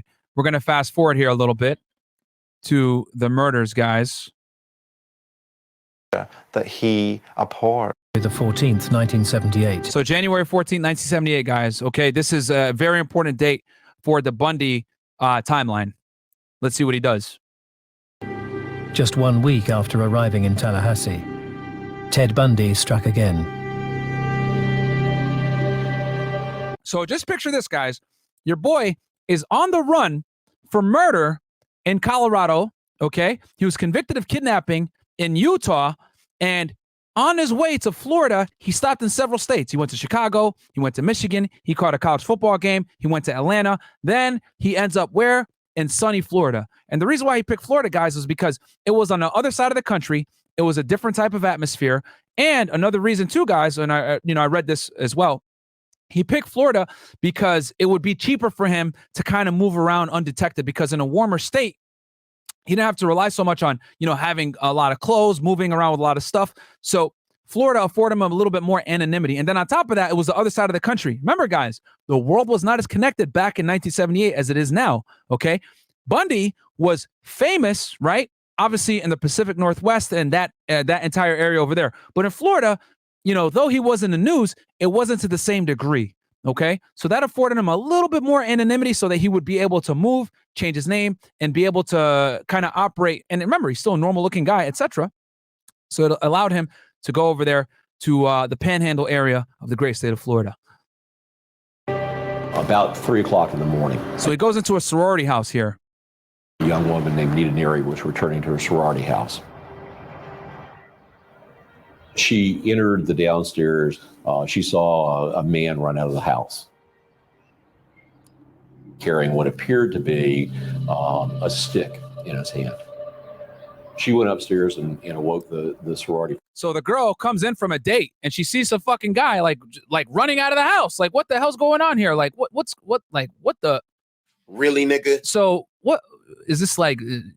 Did you just smash and run? Like, was there an argument or some shit? So she's like confused. What's going on here? Right? And what she's about to find out, she's about to make a very grisly discovery, my friends. President, when Karen Chandler walked out of her room, he turned to Karen and said, "Did you see?" and realized that Karen was bleeding. Jim Sewell was a sergeant and assistant to the chief of police when his phone rang that night. The dispatcher called and said, "Sarge, we've got 2 dead and 2 dying."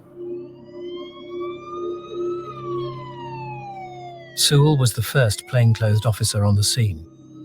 When I got to the house, upstairs, I went into Bowman's room.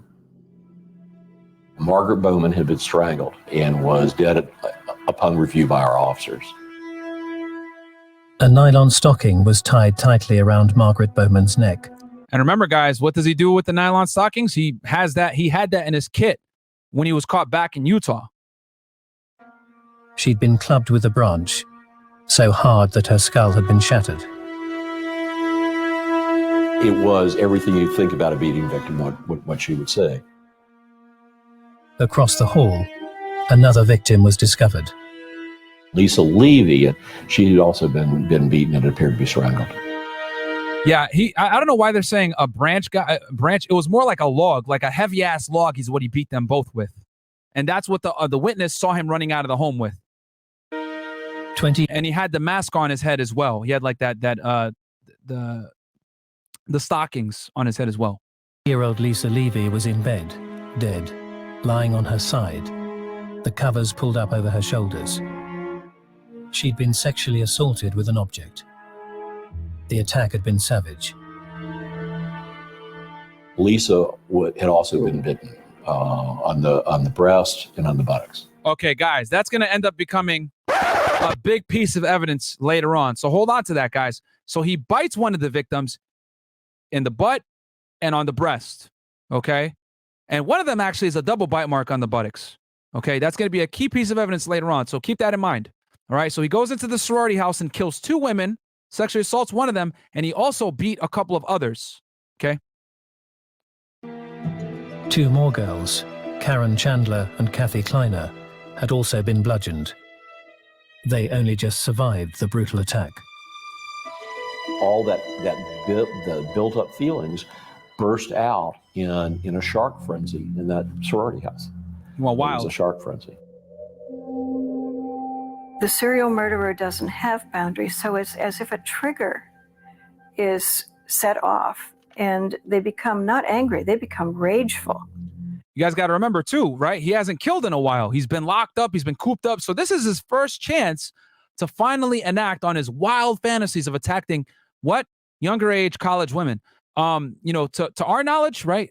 He didn't commit any of these murders while he was traveling the United States trying to get away from Colorado while he was on the run. But this is his first confirmed killings since being out of prison. So he'd been in jail for damn near a year and a half. So he's going crazy, guys, which obviously goes to show the callousness, the brazen attitude towards it, the lack of regard, the reckless disregard for human life, and for his own ability to evade detection. He was like, yo, this is nuts. I haven't killed someone in a while. And he just acts crazy. All right. Which is why he was so vicious. To the point that when you see the viciousness of the killings that they commit, you're taken aback. You think, well, how could this mild-mannered person do such horrendous things to another person, a human being? It had been just 2 weeks since Bundy had escaped from Colorado.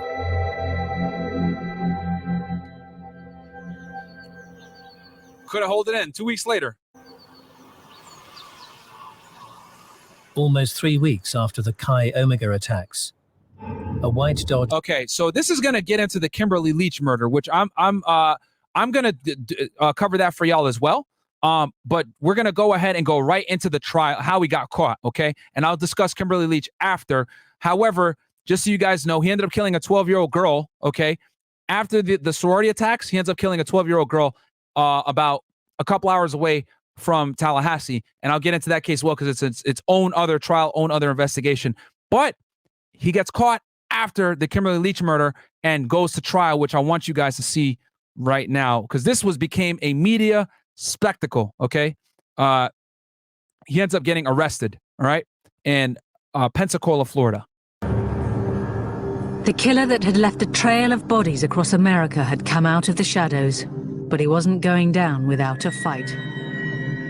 And there he is right there. This is the sheriff of that county, and this is your boy right here, right, Ted Bundy. And he reads him the indictment.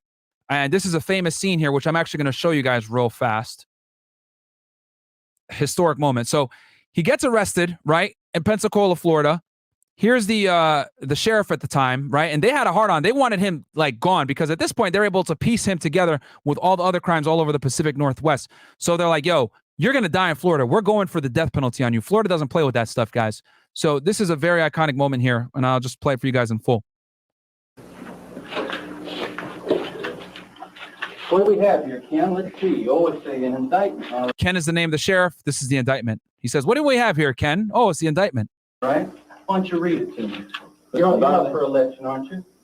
Mr. Bundy? He says you're up for election. So he tries to write this off as a political move from the sheriff. Because he purposely walks him out in front of all the cameras, right? Didn't you? Mr. Bundy? You told him that you were going to get me. He said he was going to get me. Okay, you've got the indictment. It's all you're going to get. Let's read it. Let's go.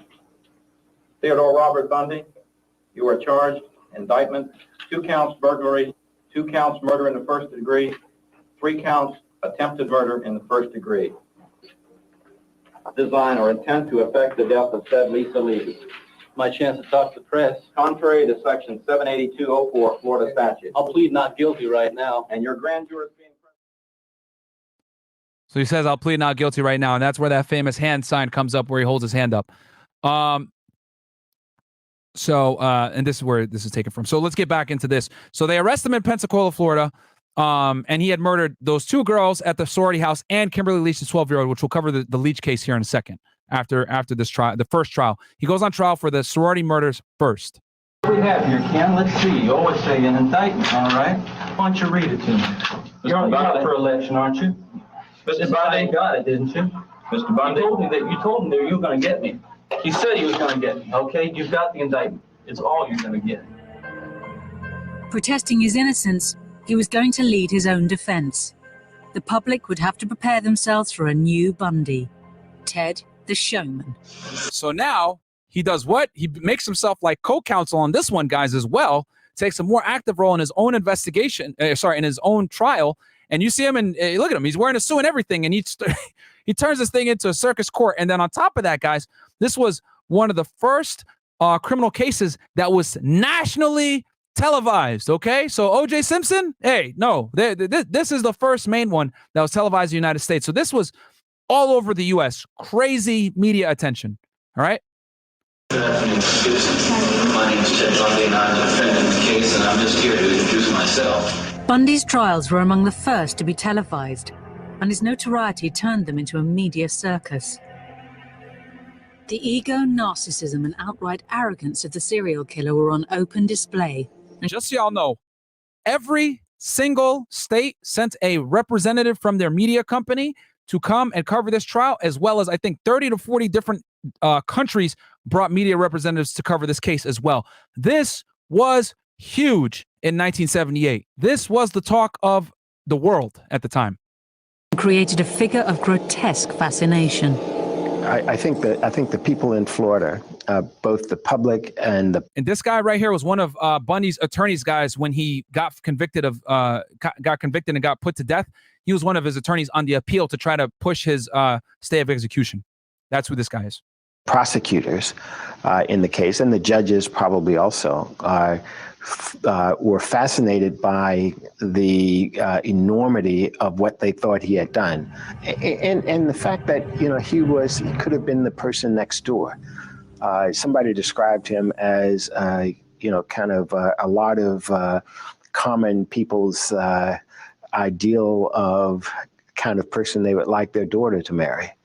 And so I think that there's something frightening about the prospect that, this all-American looking guy could be a serial killer. Bundy became a cult figure. Women flocked to his trial. Hey, man, what do I tell y'all? Hypergamy doesn't care. Clout is the main amplifier. All these girls, during his trial, guys, they were all there watching him, to include his girlfriend, Carol Ann, which we'll talk about her in a little bit as well. He ended up fathering a child with this woman. But look at all the women that were sitting there watching the trial, just amazed, okay? You know, there's a reason why women love serial killers and they love, drama and all this other stuff. And this studies have actually shown this too, guys, that women respond way more favorably to negative treatment than men do. Men tend to respond very favorably from an attraction standpoint to favorable treatment, whereas women tend to, or positive treatment. That's why giving a guy a compliment goes so far, versus women tend to respond more favorably to negative treatment. This is why bad boys that don't prioritize girls and don't pedestalize girls do so well. But meanwhile, if you do pedestalize a girl and give her compliments, what does she do? She loses respect for you. So this guy is able to hit so many different attraction triggers, from being charming, charismatic, a former law student, clean shaven, well-spoken, doesn't look like a serial killer, but they find out that he was involved with potentially killing a bunch of different women. And remember, guys, at this point, it didn't come out that he killed 30 women. They just suspected him of potentially killing these women, but they knew that he had killed these women in Florida for the in the sorority home. So all these college students, right, show up to watch the trial of a dude that killed one of their classmates. So, hey, man, it is what it is. I tell you guys all the time, attraction is not a choice. Every time he turns around, I kind of get that feeling, no, he's going to get me next. But yet you're fascinated by him. Very, very. Every night when I go to bed, I just, I get very scared. I shut my door and lock it. Try to imagine yourself in his place and to see how he's feeling, looking at the pillows, the blood stains and everything, if he really did it or not. Why do you do it? I don't know. Robin Lloyd, Channel 4 News. Ted had his gallery of women nearly every day in court, and they would send him messages. They would try to get his attention. They would try to catch his eye. And then later, when he was on death row, he got tons of mail from them. They would send him nude pictures of themselves, erotic stories, their fantasies of being with him. And this happened a lot also, guys, with other serial killers such as the Night Stalker and Jeffrey Dahmer as well. A lot of fan mail. I think Charles Manson as well. So, yeah, man, I mean, like I said before, if you could pick one amplifier, it is by far status, guys. That's what it is, man. Nice guys finish last, for real. Don't be a serial killer, though. I know some of y'all, okay, go be a serial killer, get girls. Don't be stupid. But you guys get what I'm saying here. It's a very bizarre syndrome, and I frankly at a loss to explain it. Yeah, that's because you're not RP aware, my friend. You're a blue pill simp. Let's keep going. You're going to represent yourself, or you're going to get another attorney? I'm staying with the man I know best right now, and that's me. His ego led him to believe that there wasn't a brighter attorney out there, even though he had never finished law school. The extraordinary part about the Bundy trial was the extent of his participation in it. Bundy appeared every inch the lawyer, cross-examining witnesses. Yo, I don't know how insane you guys... the fact that you are the defendant and you're cross-examining the same police officers that showed up to arrest you and or gathered evidence against you is wild to me. So, and you guys are going to see here the detail he kind of goes into it, but this is unheard of. Another reason why Ted Bundy is so infamous, he represented himself in a murder trial for a capital offense where the death penalty is on the table. So for him to take such ridiculous risk, thinking he didn't even complete law school. Yo, I could do this. I'm going to be a big part of my own defense team. Bro, wild. Analyzing blood samples, even questioning forensic evidence of bite marks taken from a victim's bottom. So they, one of the state's main pieces of evidence, guys, was they brought in a forensic odontist, essentially. And that person was able to say, yo, his bite marks on the buttocks 100% align with his teeth, right? Because they had done a search warrant and gotten the placings of his teeth. They had done a mold on his teeth, and they compared that to the scars on the woman's buttocks and her breast, and they were able to match it. And back then in the 70s, they didn't have DNA testing like we do now. So they were able to go ahead and use teeth to identify him as the perpetrator, which back then as well, guys, just so y'all know, they would use dental records a lot of times to identify individuals who may have been murdered, and they didn't know who they were because DNA wasn't a thing. This is why Whitey Bulger back in the day, which I brought up, I did this case as well, Boston Crime Boss, when he was to murder his people, his victims, he would always pull out their teeth after they were murdered so that police were not able to identify the victim after the fact and trace the victim back to him. Our contention all along, Your Honor, has been that they have taken my teeth and twisted them every which way but loose to fit. He swaggered across the courtroom and he does all the gestures, puts his hands down, and I mean, he watched enough courtroom and enough Perry Mason on television that he absolutely looked and sounded the part of a lawyer. And it was just amazing to believe that this was the guy that was accused of all these brutal crimes. Good morning, officer. Just as he had separated his murders from his everyday life, in court, Bundy separated the serial killer from the lawyer, though the jurors felt differently.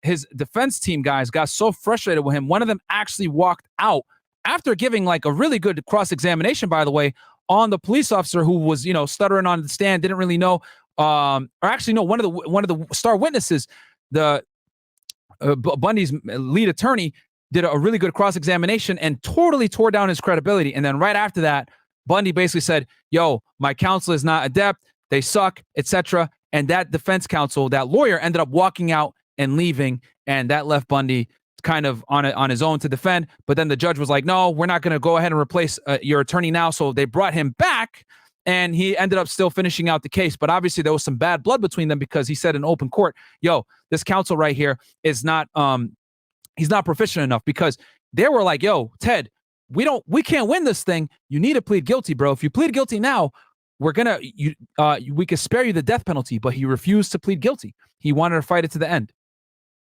He was apparently thinking he was coming across as a lawyer, and they were seeing him in a much different light. He never really appreciated the weight of the accusations that he carried with him and the effect that had on ordinary people. The first victim you saw.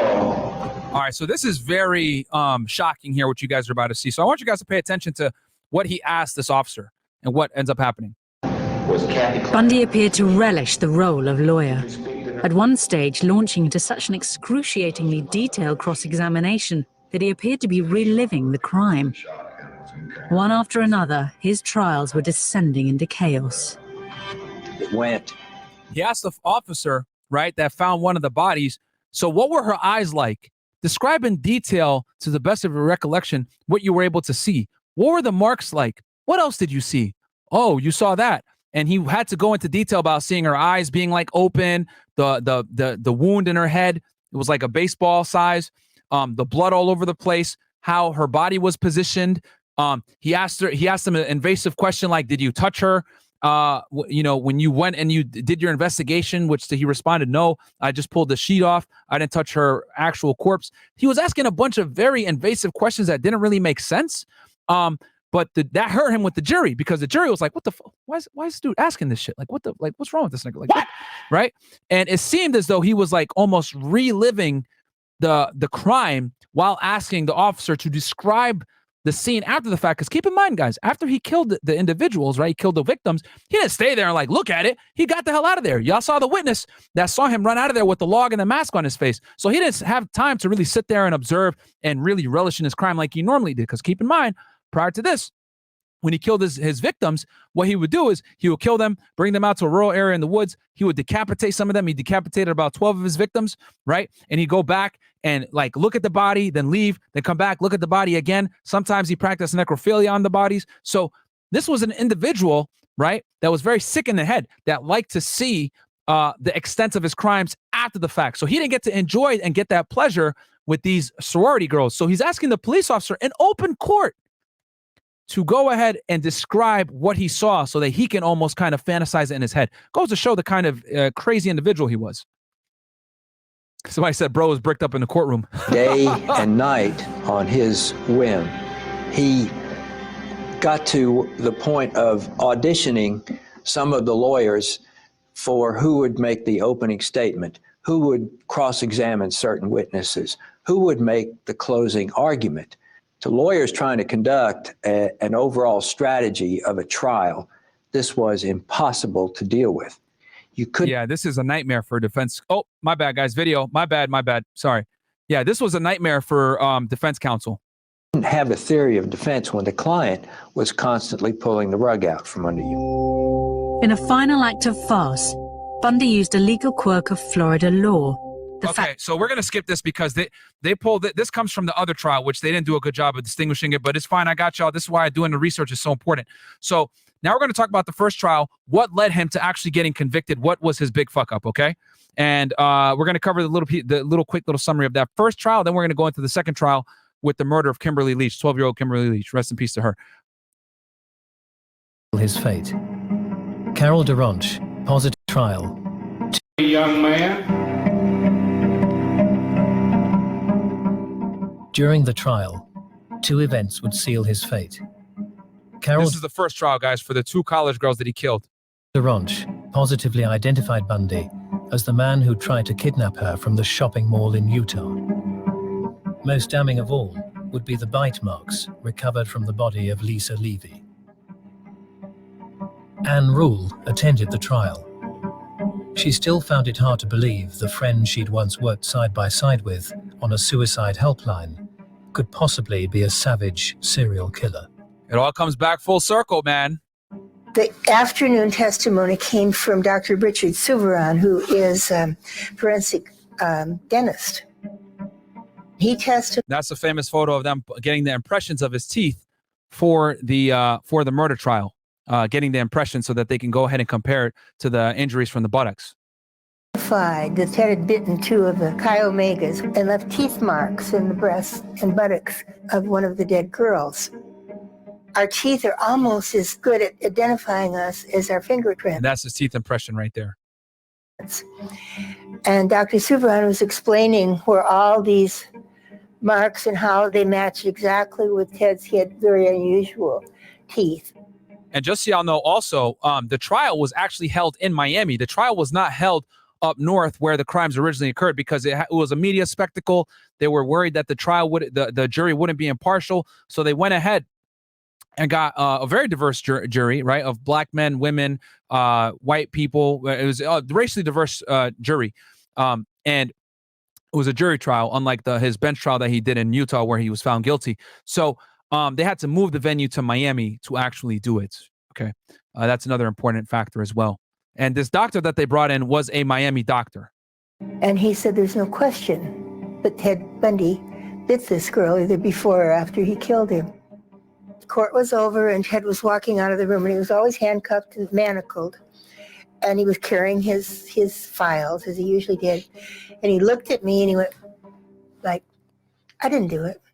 I have no part of this, but I knew he did do it. I went down the hall and threw up because I had to accept it at that point. Theodore Robert Bundy was found guilty beyond reasonable doubt. Bam. Holy, man. That's an L right there, my friends. Big L. Ted Bundy's fate is now in the hands of Judge Edward Cowart. The judge will announce this afternoon whether he will send the former law student to the electric chair. Yesterday, the jury heard Bundy's mother. That's his jury. The jury, as you guys can see, fairly diverse here. Hold on, let's go back to it. The judge will announce this afternoon whether he will send the former law student to the electric chair. Yesterday, So you guys can see pretty diverse, right? You got women, men. I know there were some black guys in the back as well. You can see one over here, a Caucasian guy here. So, pretty diverse jury panel down there in Miami. Jury heard Bundy's mother ask that her son be spared, but the state reminded the jury of the victims. How nice it would have been if Lisa Levy and Mark. There's another picture of the jury. And here's the prosecutor right here giving his closing statements. Bowman's mother could have been there on the morning of January the 15th of 1978 and asked for mercy for them. So he's saying no mercy for Ted because he didn't give mercy to the victims. Bundy was sentenced to death by electrocution. But the conviction would be just the beginning of years of schemes and appeals as Bundy's celebrity grew on death row. When he would talk to you, you'd have one face that would be looking at you, but you always felt like there was a game going on. Law enforcement had lists of missing girls that they and their families wanted information on. Okay, so he gets convicted of the first murder, guys, right? In Miami. So now he goes to trial right after for Kimberly Leach, a 12-year-old out of, I think it was Lakeview, Florida. So now we're going to cover the Kimberly Leach case, okay? Because I didn't want to get you guys confused or whatever. But keep in mind that when he was on his killing spree in Florida, he had killed those 2 college girls. Then a day or so after, he had killed a 12-year-old girl miles away. And we're going to cover that second case, which he also went to trial on this as well, okay? Whole separate trial. Almost 3 weeks after the Chi Omega attacks, a white Dodge van was reported stolen from the media department of the Florida State University. 4 days later, it would resurface 100 miles away in Lake City. 12-year-old Kimberly Leach was attending junior high school. About to start a PE lesson, she realized she'd left her bag in her homeroom. She was given permission to return to the other building to get it. She did not return. That morning, a witness saw a young girl, close to tears, being pushed into the passenger seat of a white van by a scowling man. He assumed him to be an angry parent. So that's key right there. And we're going to talk about the evidence that they found against him as well in this. But this is what also occurred. That same morning, another witness saw a white van swerving, almost out of control, on the highway. The angry driver shouting towards the passenger seat. Just days later, the white van that had been stolen from the university in Tallahassee was recovered. Whoever had driven it had driven some 500 or so miles. And we found signs of trauma in there. There were branches and leaves and hair. All right, so this is going to lead to the trial, which I'll go into. I'll show you guys the trial as well, because the Netflix documentary does this a lot better here, which I'll show y'all right here. And then also, just want to let you guys know. So he committed, just to give you guys a quick little timeline, January 15th, he killed the 2 college students. And then on February 9th, he killed Kimberly Leach. Okay, so literally about a month later, he goes ahead and he kills an innocent 12-year-old girl and kidnaps her from the school. So now he's going to go ahead and face trial for the Lakeview case. This was the prosecutor on the case. So they go ahead and they go after him for the death penalty for a second time. Certain that he was executed. The strategy of the trial was very simple. We had tons of evidence. And just so y'all know, he went to trial for the second one in February of this was later on. This is like a year later. This is in 1980. Okay, so this is the evidence that they ended up having for the second trial of Kimberly Leach. Eyewitness that saw Bundy loading Kim Leach into the white van at the junior high school. And in that white van that he was driving was a blood stain.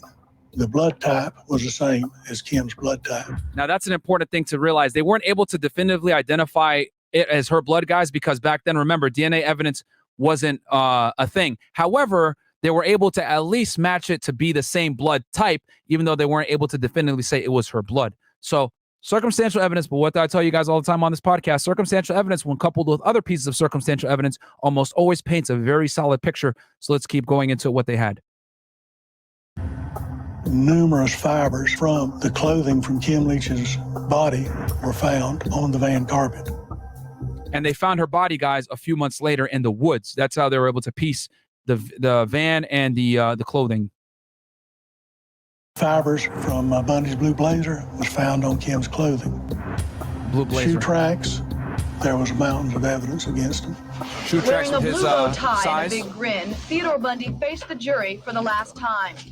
So here he is wearing his bow tie, right? Basically during the second trial. And at this point, I think he had been found guilty. Bundy defended himself, and that did not go over well with the jury. He displayed a tremendous amount of arrogance. One thing that he did was his... And I'm going to show you guys what he did right here. Okay. I don't want to play too much of the Netflix special because you know how they be with the copyright stuff. This is what he ended up doing while on the second trial. Bundy and Boone first became friends when they worked. He proposes to his girl, Carol Boone, together in Washington State in 1974. Bundy actually proposed to Carol Ann while she was testifying on his behalf at the penalty phase of his murder trial in Florida. So he had already been found guilty. So what does he do? Calls her up to the stand and says, "Will you marry me? And I do hereby marry you." That was all that was required for them to be officially married in the state of Florida. Author Stephen Michaud visited Bundy numerous times on death row. He says he helped arrange the surprising courtroom proposal, even procuring rings from Tiffany and a wedding outfit for Bundy. I went to the men's store and bought Ted some a pair of khakis and a bow tie and some Argyle socks so he could look spiffy for the occasion. Bundy and Boone even had a daughter, the result of a moment of cloak and dagger intimacy in prison. Carol told me that there were two ways to have sex. One was to sneak into the bathroom, and the other one was behind the water cooler. A recent Netflix documentary featured audio of her speaking about how the baby was conceived. We kept looking out the window. There's a black guard. It was real nice. After the first day, they didn't care. Carol Ann Boone believed Bundy's claims of innocence for many years. She finally divorced the serial killer in 1986 and lived in virtual obscurity for more than 30 years. Carol Ann Boone is believed to have lived in this Seattle neighborhood as recently as last year. Yeah, so craziness, guys. He was killed 3 years later in 1989. But yes, he went ahead and proposed to her in the middle of his murder trial after he had been found guilty and was about to be sentenced to death a second time, guys, because he knew, according to Florida law, all he had to do was do it in front of the, an open court record and just get an acceptance from her that she wanted to get married, and then bam, now they're married according to Florida law. So the guy really gave no fucks. Could you imagine that? Yo, let me just propose to my girl that's been holding me down while I'm, on death row or about to be on death row, right here in open court in front of the jury because I give zero fucks for the trial of a 12-year-old girl that I killed. Holy. Yeah, okay. And she believed him till the end. So let's go ahead and round this bad boy out. So fast forward a little bit, guys. He gets convicted. He gets convicted in two different trials. The one of the sorority girls, the two women that he killed in the sorority house, and then also of the 12-year-old Kimberly Leach. So he's at his last days now, man. It's 1989, and he's starting to, finally feel the pressure of death is coming, right? Because he's going to be electrocuted. He's scheduled to be electrocuted January 24th, 1989. So what does he do beforehand? Let's get into it. Only when facing almost certain execution, after 11 years on death row, did Bundy finally start to confess. He lied to his family about it. His mother and his wife at that time completely thought he was innocent. And then in the last couple days, he told them the truth, that he had committed these murders. It wasn't a big humanitarian effort on his part. He wanted something out of it, and I'm sure it was probably, if only to prolong his life for another few weeks or whatever it was, that he was able to manage.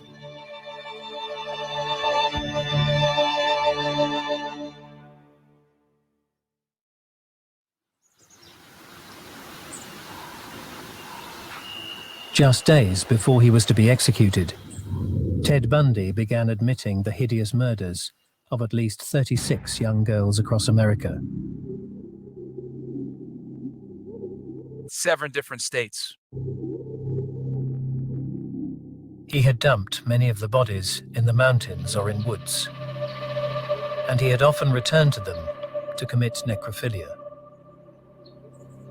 That is having sex with dead bodies, guys, necrophilia. And then on top of that as well, that's where these confessions, that's how the Ted Bundy tapes came, was all of these different confessions that he gave to the murders, which even then he had a tough time of confessing to them directly. He had to do it in the third person view, and I say that with air quotes, if you know what I'm saying. He had sometimes brought the heads home.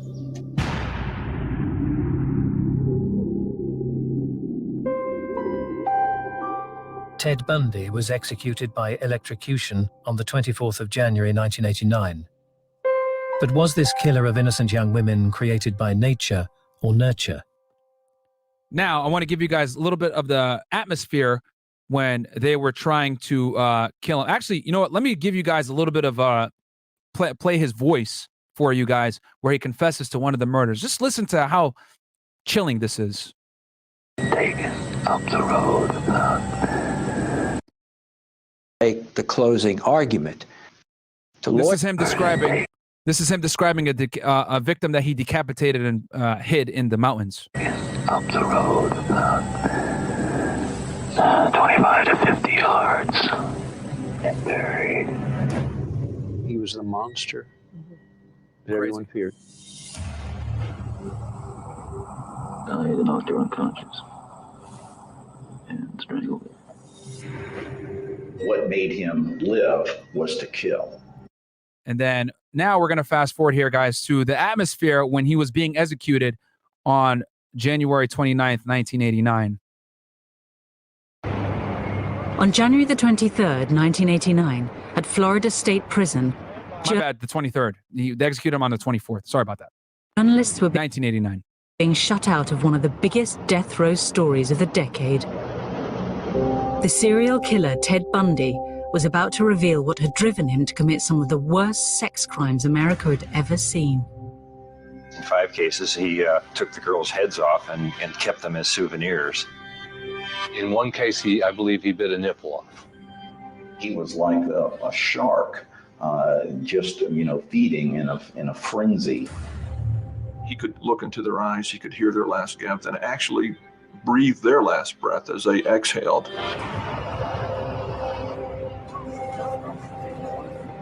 As journalists competed to get Bundy's final interview, he Hold on. I know it's giving some quality issues. surprised everybody by agreeing to talk to one man only. All right, so I want you guys to kind of catch this interview that he did with his lawyer / legal, religious representative, kind of. Okay.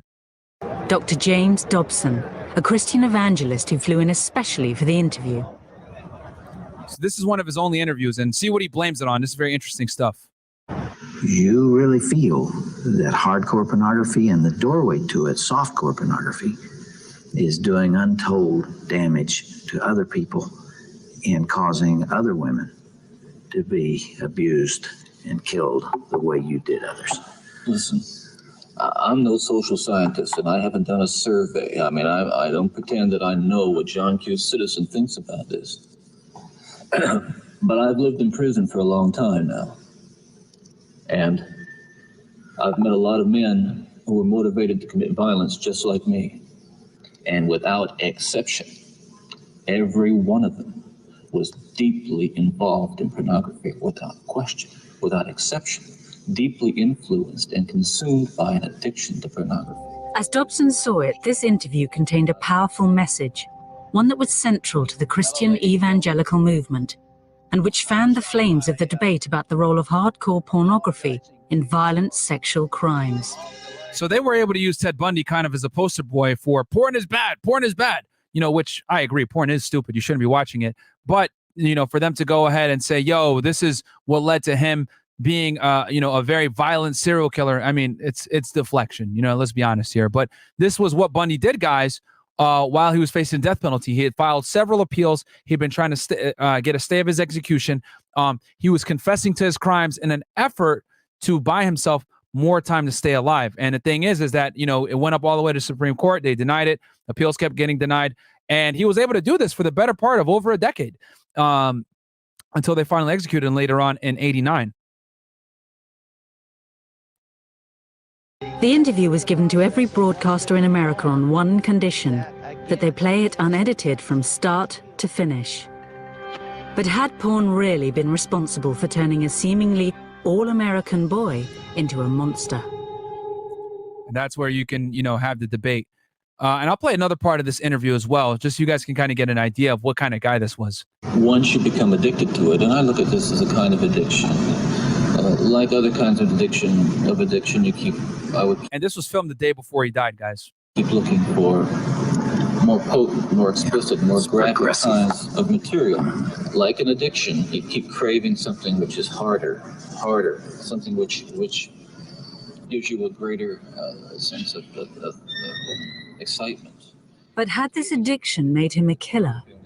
This controversial interview divided public opinion on the role of pornography in sex crimes. It was an extraordinary meeting between a violent serial killer and a Christian evangelist that had been brought about when God sent a message to a lawyer and his wife. We were watching the evening news, and they showed us a picture of Ted Bundy, and she looked at me and said, "John, the Lord..." Bundy. I'm gonna fast forward to another part of his interview as well. I just want you guys to kind of get an idea of what, how the guy speaks and conveys himself. This is obviously towards the end of his life when he's on death row, about to be executed on the electric chair. And obviously he's trying to do anything he can to kind of save his name at this point and get a little bit of positive news before he goes out. He had gained a reputation for being a cunning and manipulative interviewee.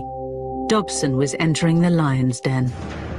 With nothing to lose, this final taped interview seemed like the perfect opportunity to really find out what made Bundy the killer tick. First of all, you, as I understand it, were raised in what you consider to have been a healthy home. Absolutely. You were not physically abused. You were not sexually abused. You were not emotionally abused. No way.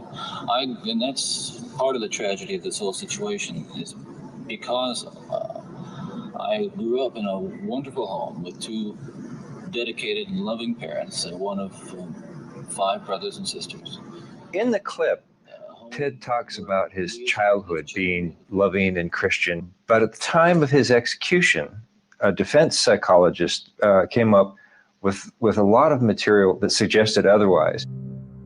And we know, guys, that that's cap. Why? Well, rewind to the beginning of the show.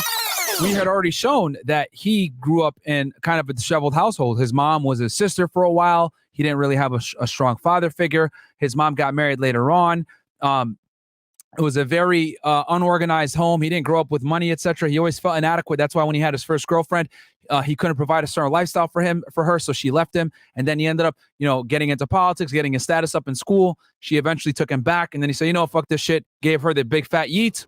And then next thing you know, he went ahead and committed his first murder on February 1st, 1974. Though some of his confessions show that he had actually committed murders prior to that, but his first known confirmed documented kill was February 1st, 1974, on Healy. This is him kind of lying. Let's be honest here. It's his last days. He's trying to leave with a good public face, and that's just kind of what it is. Let's see if we got another clip here from the interview as well. I'll play this. Drop of a young boy fatally corrupted by pornography. Those of us who have been so much influenced by violence in the media, in particular pornographic violence, are not some kinds of inherent monsters. We are your sons and we are your husbands.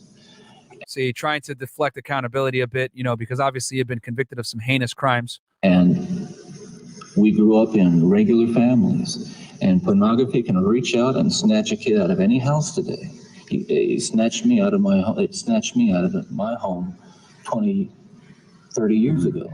Towards the end of the interview, Ted sort of begins to catch on to what Dobson wants him to say, and you notice that he issues these dark warnings about all the other the other minds out there that are being polluted by what they see on cable TV, and what he's arguing is that the individual responsibility, to be a citizen, to not be sociopathic, to actually be empathetic and have a conscience, can be undermined by dirty pictures. Yeah, and I agree with that sentiment. That though I do agree that probably there was some influence on pornography on his fucked up mind. For you to completely blame that is that's just ridiculous. And what I want to leave you guys kind of with before is this right here. Let me go ahead and. Okay, so Christina, you got anything? What's your thoughts on this case while I pull this last video up? Oh, hold on. Go ahead. There you go. You got it. Yeah. All right. You're on. No, it's just interesting. Like, think about it. Like, back in the day, everybody's so trustworthy. You leave your doors unlocked. Yep. You get into random cars, and then you look at now, it's like, hell no. Yep. I would never. So, like, I'm not surprised that the girls fell for him. He knew how to, like, play the game. Yeah. No, it's wild. And I want to show you guys this short that I actually posted on my Instagram. I think this is very committed. Gives you kind of, you know, Ted Bundy's temperament here with the situation. Let me see if I can make this a little bit bigger for y'all.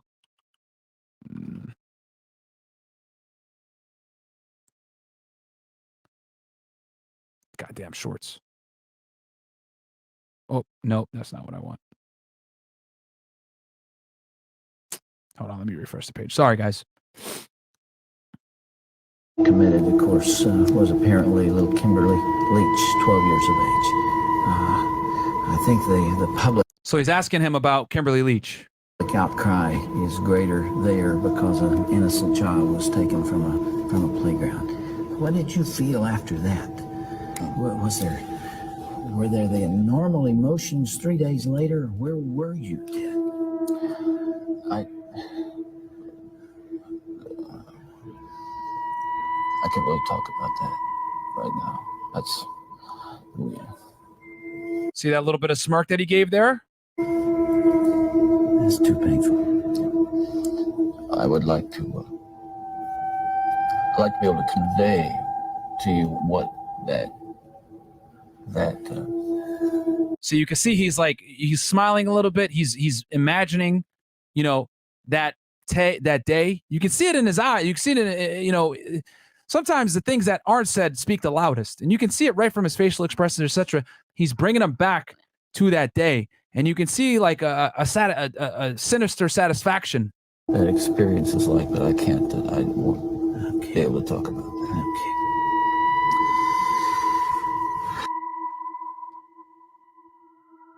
Okay. Bam. I mean, that tells you guys everything you need to see right there.